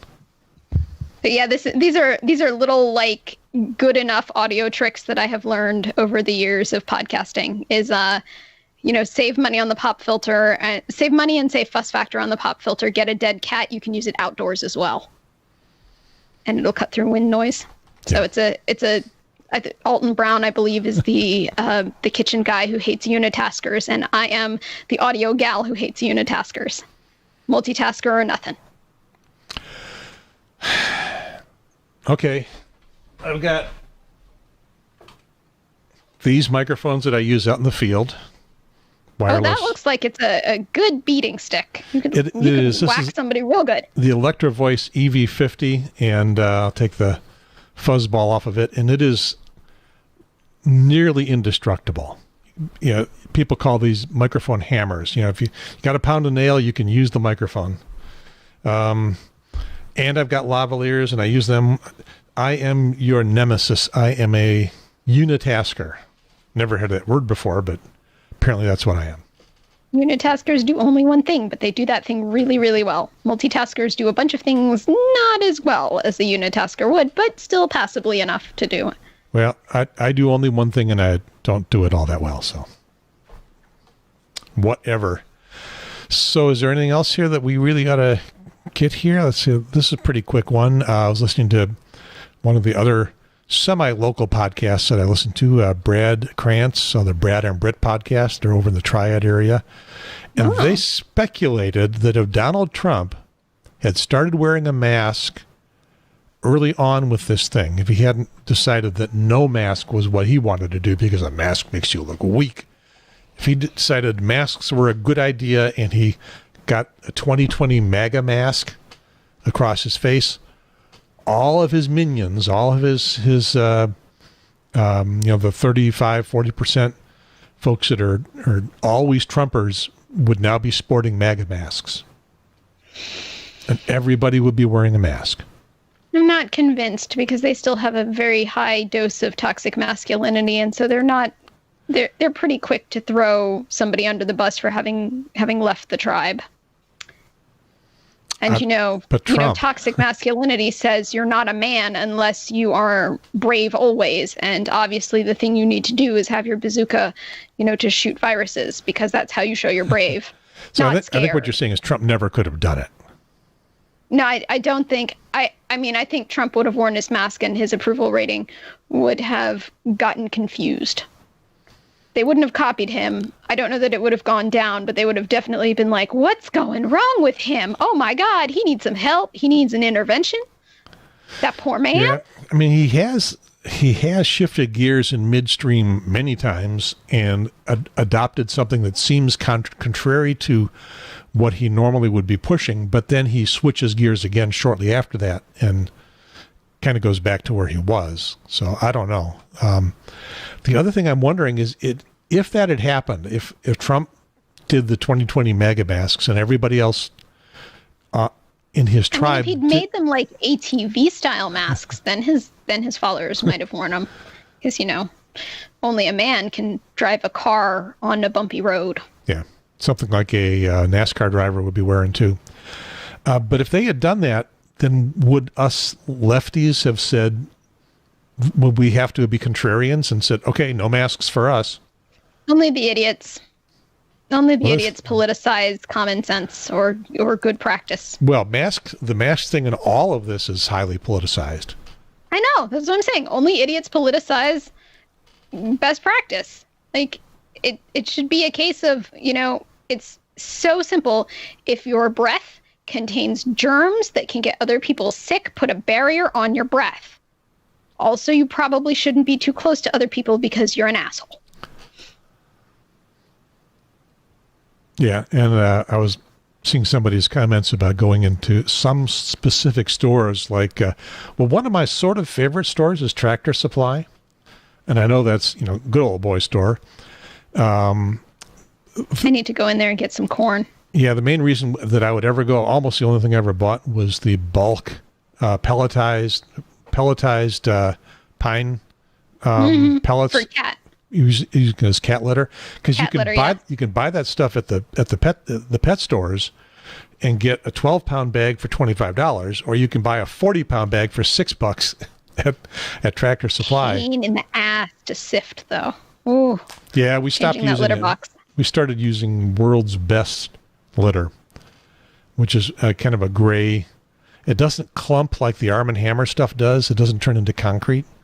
Yeah. It's fine stuff, and as you scoop it, it gets just about everything out pretty well, so you don't have to change it off quite so often. Cindy does that anyway. But in Tractor Supply, what this person was saying was that if you wore a mask, you were making a political statement, and you would get the non-mask wearing right-wingers deliberately walking up in your face and harumping. Excuse me, pardon me, excuse me. That's just stupid. Well, it's literally violent. It's and on top of that, it's stupid. What is the point of doing that? It isn't to change minds, because that's not going to change minds. That makes somebody want to be a contrarian and go, well, I'm going to wear a mask extra more because I don't want to look like your dumbass. The point of it is basically to make themselves feel good, to which I ask, why don't you just feel good? Well, there's a lot of that going around. Are you not normally proud of yourself? Like, why do we need to puff ourselves up? Are you not normally really happy with who you are? Like, what? I'm happy with who I am, and I'll wear the mask. Confident people just don't do displays like that. I have many friends who are in the military, and they have many competencies. And the one thing I have to say about them is, those who can don't strut and show off. The guy who's walking around showing off his combat infantry badge was the guy who was like filling out paperwork somewhere when one guy in his 100-member company got a paper cut in a war zone. Like, it's not the people who are actually, it never is. And you just tell on yourself. You tell on yourself when you feel the need to go out and, do a look at me. You tell on yourself because you don't, for whatever reason, think that you are enough of a person as you are normally. And, well, you are, so you're wrong about you. Once in a while, I'll do something that it makes a sort of display, whether it's T-shirt or something with a slogan on it that I want people to see no matter what. But most of the time, I'm not that much of an exhibitionist. Yeah, I mean, we all value signal in our own ways, but when you value signal to somebody who clearly doesn't share your values, to what end? Makes me feel good. And see, why don't you normally feel good? Actually, you should normally feel good. That should just be a default state of being. It must be something else then, because I always do feel good, and maybe it's just because damn it, I want to show you what I'm made of. I don't care what you think. I find it confusing. I'll put it that way. I find it just really confusing. But also, it's kind of rude, because we teach kids not to cough in people's faces. So you're going to tell me that the 3-year-old that I work with all day is better behaved than you grown up? Like, it's just not a good look. It's just not a good look. Okay, so what I'm doing right now is I'm trying to sign into the Washington Post website. Also, I made a great list of reasons why masks are a great idea that don't have anything to do with disease. So while you are signing in, I will save us from dead air by reading off my list. Oh, yeah, go ahead. Number 1, the lettuce in your teeth doesn't matter. Number 2, people used to wear Elizabethan collars for fashion, so clearly a mask is also acceptable fashion. Number 3, Elizabethan collars, money on orthodontia. Go up to your nose. Number 3, you'll save money on orthodontia. Yeah, don't put that off too long. Number 4, it's yet another way to tell people everything your t-shirt didn't have room to say. You can I've got a mask coming for me from Human Rights was HRC, Human Rights Coalition Cooperative. What's the C for? Council? Don't know. The people with the equal sign. Yeah. They were, I'm a sucker. I fell for it. They were running a Facebook ad, donate this amount of money and we'll send you a mask. And I was like, I don't feel like it. It's COVID-19 time. Money is a resource that is getting more and more scarce. I would rather, save this in case I need to buy garbanzo beans later. And then one of the masks just said, vote. Like the fabric just said, vote, vote, vote, vote, vote, vote, vote, vote, vote all over it. And I was like, shut up and take my money. So I ordered one. Yeah. Brendan had a mask as we were doing the pre-show. I don't know if I caught that in the actual recording or not. He probably had taken it off by then. I'm trying to remember what it said, but it had a very cogent message on it. Basically, to the people who weren't wearing masks, a message to them about you probably ought to. But, it's just extra advertising space on my body. So now I can, wear a mask. You get extra room to advertise. And also your halitosis is not a problem anymore. You can save money on blankets. It is for you. But it's not for anybody else. You save a fortune on breath mints. There's so many reasons to wear a mask that have nothing to do with the current viral pandemic.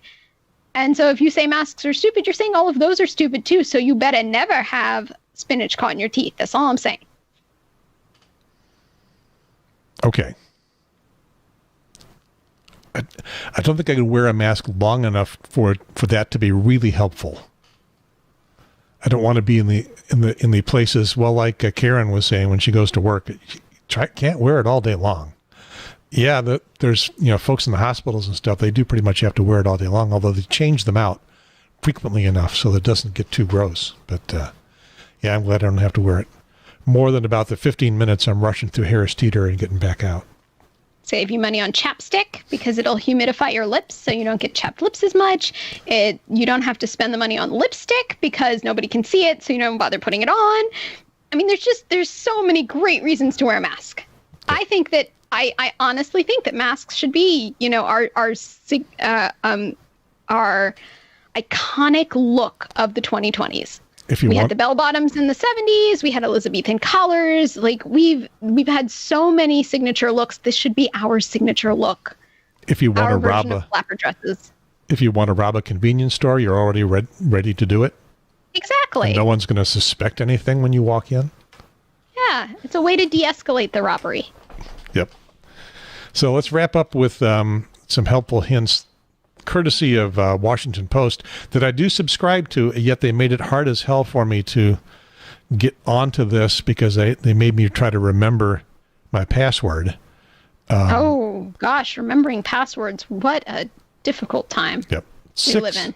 6 do's and don'ts of Zoom happy hours. Now, this is not Zoom conferences necessarily. Cheers, mate. Yeah, there we go.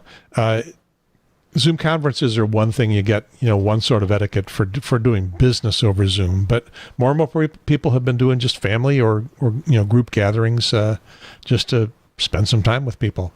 Not too unlike doing a podcast. When I first looked at this, it takes forever to get down to the actual.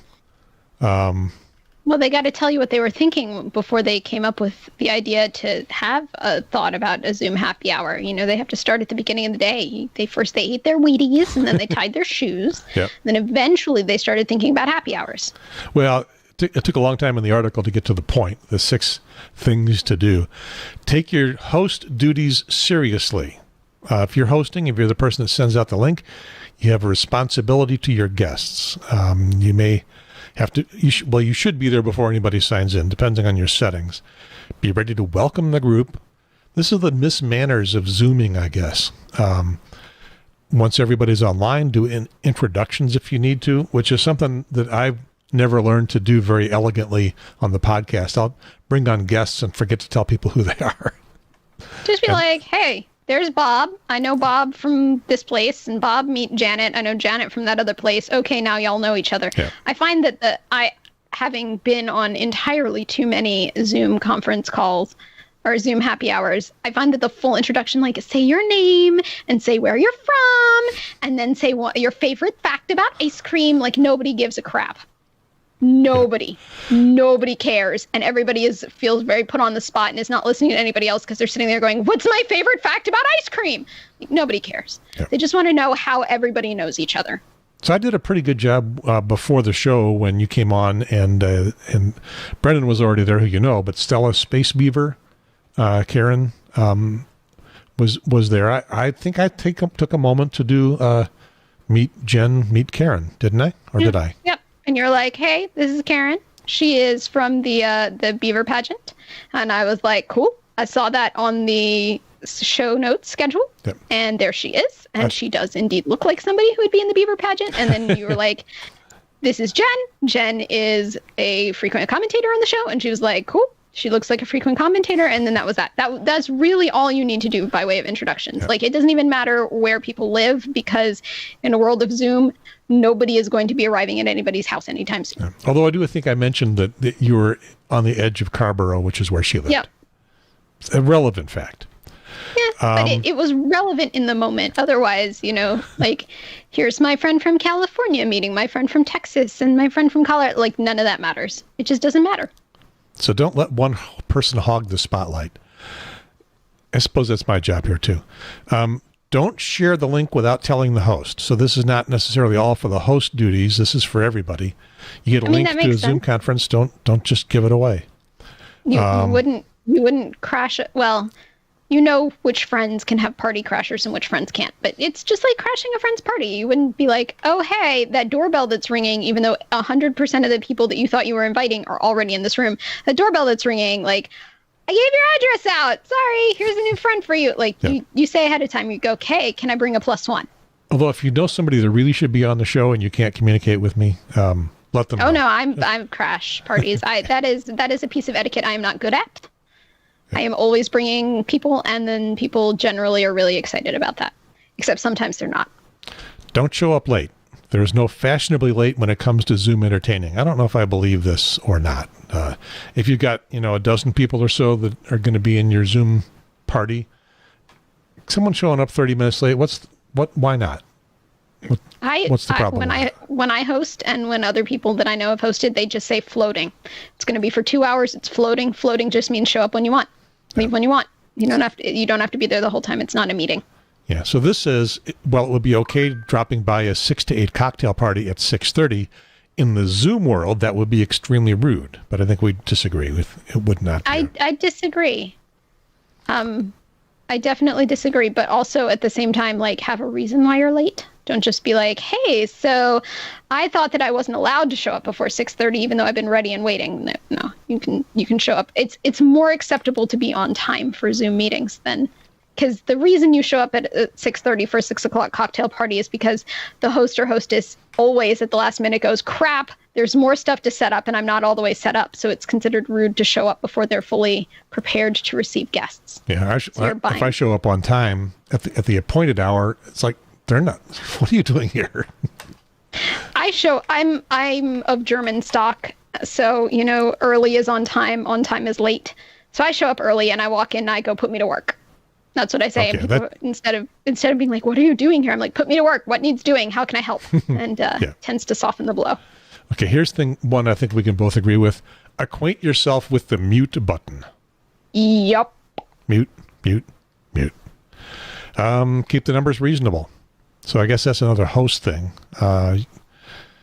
And you can have up to 100 people in a Zoom chat, but should you? Yep. Conferences, they're a different animal, and I've been on Zoom conferences that have 50, 60 people. Not everybody's expecting to even say a word. They're there to absorb what the half a dozen people that are primarily there for the conference or to present the conference are there for. Maybe they got questions to ask if they're even going to take questions afterwards. Okay, what else have we got here? Is that 3? Is that 4? Don't multitask.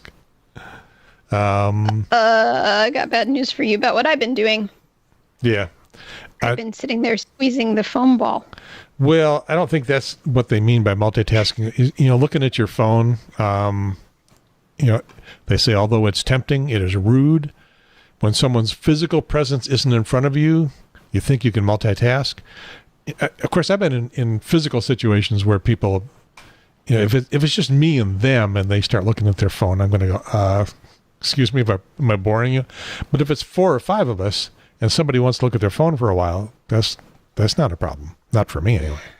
I think in my generation, it's becoming more acceptable that somebody will sort of go like and look at their phone, because usually they're looking at their phone because their mom or their parent or their kid texted them and they need to address it real quick, or their spouse, or, like, honey, have you seen my blue slippers? Our son won't go to bed unless my blue slippers are on the left side of, the dresser, and I can't find them. So you got to take a minute and answer that. Yeah, that's it. That's all that they've got. I've also been encountering this concept of Zoom fatigue, where I'm so over it. Yeah, and some of that is just because you're expected to be on all the time, looking into the camera and communicating. And I think maybe we can learn to get over that. Once again, if you've got 6 or 8 people on a Zoom conference, there's no reason why everybody's got to be focused all the time. I think it should be acceptable to turn your camera off from time to time and just take a quick lie down or whatever. Because sometimes people, like I am right now, so I wish I had another camera and I could show you. My laptop is on a chair. I am sitting on the floor. My back is against a wall, and the chair has the mic boom arm on it. And it's a decently comfortable position. But also it's not. And so I'm doing a lot of squirming. That's why you'll see me, because it's just physically my body's older and I can't really maintain one position. But this is the only sort of relative height where the laptop camera is at the right angle, not to be like up my nose. Yeah, that's one of my things, is no up your nose cams. So it is as it. Yeah. Doing a podcast, doing a show is different than just doing a casual Zoom chat with somebody. And this is set up for me to be pretty comfortable. This is a fairly comfortable chair. I've been here for 2 hours and I'm not showing any signs of wear from it. And I'm 70 years old. I know. I don't look it. I'm 70, 71 in October. I have dreamt of getting I have a tripod, but getting like a separate webcam and putting it on the tripod. But I know the instant I buy one, that's when this whole thing will be over and we'll be going back to normal. Well, podcast won't. I mean, the podcast will go on. I hope. Yeah, but I can sit for a podcast once a day. Sorry, y'all, it's a wig. My wig is itching. I got a new front piece for holding the wig on my forehead, and it's itchy. Yeah. Jen did the wigging, I wigged up, yeah. Assembly of the wig on camera before we started the show, before I even pushed the record button. So we should do a whole episode on that where somebody else describes for those on the audio podcast what my process is, because my mom, it was her trick. My mother has been a professor for my entire life and a lot longer than that, and professors have to get up in those giant lecture theaters and give a performance. And sometimes one's hair, especially when one's hair is curly, does not cooperate. So my mother had always in her life had a backup wig which looked enough like her natural hair that she could plop it on and her students wouldn't really know the difference, except for the backup wig was always properly styled. And so she had told me through my life, and then I started my big girl job as a teacher, have a wig. Have a backup wig that looks enough like your hair. Just throw it on. It'll save the stress of bad hair days. You'll be really glad you have it. And so I always did. And then, with dyeing my hair pink, which now my natural hair is hidden, but it's the same color pink as the wig. My natural hair now has 1.5 inch roots. So hence the wig. Now you guys don't see the roots, but the color is true and the curliness of the wig is true to my natural hair. It's just, this is a better version of my natural hair. So I'm not misrepresenting what I would look like if I were able to maintain my hair color. I would still look like this. So the next show, as we begin the show, Jen will put on the wig It's a whole fun process. So be sure you wig tune cap, wig band, wig. Be sure you tune in early. Well, and you'll get to see my roots. Yeah, that'll be the most fun part. We can have people in the comments guess exactly how long the roots are, and I will hold up a measuring tape and we can measure, because I'm also not going for haircuts and hair dyes because those are closed, and because I do not want to get my hairstylist sick. Because I'm not an asshole. That means we got to look at comments. I never do that. I know that there are some out there. I'm not even seeing our live thing right now. It's got to be. It's got to be here somewhere. Oh, okay. There we go. But yeah, one of my other friends, I gave them the advice to have a wig, and she said, "Oh, I don't have a wig," and she had some extra fabric that I needed for sewing, and so we social distance swapped those materials. So now she has a wig that used to be in my collection, and so on and so forth. I highly recommend you get a wig. It makes and you don't have to get the super fancy ones, like a $20 wig will do, especially on a Zoom call screen. This looks so much better on the screen than it does in person. Okay, I've got a wig. I'll bring it over for the next show. It gets around that whole, like, I need a haircut. I don't like the way I look. It's so bushy. It's so whatever. Put a wig on. You'll be fine. Yep.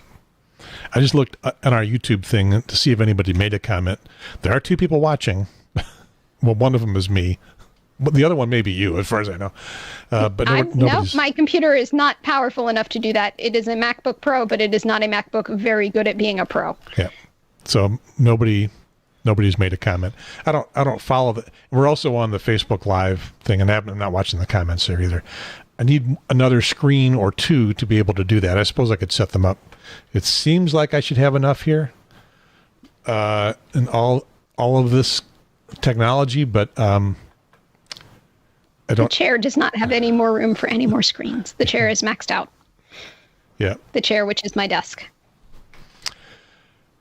Need somebody to take a picture of you doing the podcast from a bystander's point of view, and we can put it on the webpage and people can see what that looks like. Well, next week, you won't see my yellow room with my yellow wall. Next week, I might try and do a virtual background because I will be pet sitting a cat. Okay. The cat's house. Cool. You can be in a cat house. Yes, I will be broadcasting from the cat's house because the cat's owner has to go get some life-saving surgery, and so the cat needs to be fed while the owner is gone. And I'm taking that on because I'm young and relatively low risk, so why not me? Somebody's got to do it. Yeah.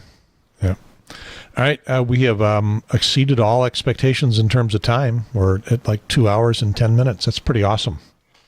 Excellent. I don't cross the 2 hour point very often. Thank you, people whose ears have probably fallen completely off by now. I am also interested in your take, listeners, about the obligations that we have in terms of spending money in this time. Because this is something that I and my hobby community are wrestling with right now, in the fact that there is this new fee and people aren't really sure whether or not they want to pay the fee, because the only reason they'd be paying the fee is sort of as an act of charity to a for-profit business. And so they're not sure. And so the more takes on this, the better. How would they let you know? They can put comments. Comments! This is the whole point of comments. Yeah. There's a comment section. I'm interested to read what you have to say. I think I know where I fall on it. I'm always open to having my opinion changed. If I have not considered anything that I should be considering, please let me know. And if you think that I've nailed it and I should feel more certain and confident, let me know that too. I would just say buy things. What the heck? Why not?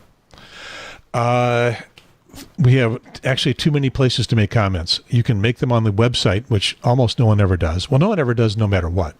You can make them on the website. You can make them on the YouTube channel underneath the show. And you can make them on the Facebook group. The Facebook group is not moderated, but membership is moderated. So if you want to make a comment, you can see the stuff on the Facebook group. But if you want to make a comment there, you have to join it. And I got to click the button that says it's okay for you to. And I won't pay very much attention to who you are. And so you can bomb the Facebook group for a short time until I see what you've done, and then I can make you go away. So any of those places, and we'll find them, and I'll let Jen know next week. Yep. Well, I'll also be noticing the comments. I can access them when I'm not actively recording a podcast. Okay. And let's see. So. And our final call to action, go order your mail-in ballot. Even if you don't use it, order it now. Then you'll have it. Better to have and not need than need and not have. Link will be on the website. So you are Nanny Jen. I am Nanny Jen. At the nannycast.com. Yep. We just recorded our 2020 NannyCast Book Club episode, and so our 2021 book is now up at nannycast.com and our Facebook page if you want to be part of our 2021 NannyCast Book Club episode. It's called The Secrets of the Nanny Whisperer. I can't wait to find out. Supposedly how to trick a nanny into taking your job, even though your job is something that nobody should take. It'll be very interesting. It's like reading a pickup artist book where you find out what kind of crap people are trying to pull to get you to date them. That I want to hear about. Okay, we also had, of course, Brendan Diesendorf, not Deffendorf, the way I had it spelled 2 weeks ago, who also hit. This is episode 89 of our podcast. He just released episode 89 of his podcast, just in case you were wondering if the world was heading into the singularity and just gone totally weird. And thanks to Karin Abell, Stella Spacebeaver, and the, let me get this right here, the Beaver Queen Pageant in Durham, which I'm really looking forward to seeing what they're doing. I didn't get to say it while she was on, but I realized I knew the name Ellerby Creek. That's the name of the railroad at the Museum of Life and Science. They call it the Ellerby Creek Railroad, or the Ellerby Creek Railway. Ellerby Creek just meanders around the north side of Durham, and then spills into Falls Lake. I'm not sure what the headwaters are, but if there is such a thing, it just, as I've tried to follow it on Google Maps, it just kind of disappeared underneath a expressway. So I'm excited. I'm going to be paying attention to the beaver pageant, especially now that, as she said, it's low risk. I don't have to hunt for parking. I don't have to deal with weather. Like, absolutely, I am tuning in, and I am bribing all the judges. Sounds like a fun thing to do. This has been episode 89. I left it in politics. That was a default from not changing it. We didn't hardly talk about politics. This is not a politics episode. Pay no attention to the title on the screen. May 17th, episode 89, Beavers. Yeah. At May 7th, is this still May 17th, or have we slipped into the 18th? It is the 17th. Okay. It's not that late. Beaver Queens. We are all Beaver Queens, and especially me. I am currently Sparky Beaver Tech, even though do not expect me to see a beaver costume, sporting a beaver costume in the event. And get my cursor ready to push the off buttons here on YouTube and Facebook Live. Jen, thank you for... Aw. It's soft. It's fun to pet. Yeah. It's a tribble. It is a tribble. Just sits there and goes... It's a tribble that doesn't breed. It's the right kind of tribble. All right. Goodbye, everybody. Over. And out. Now just smile at the camera for a moment. And keep petting.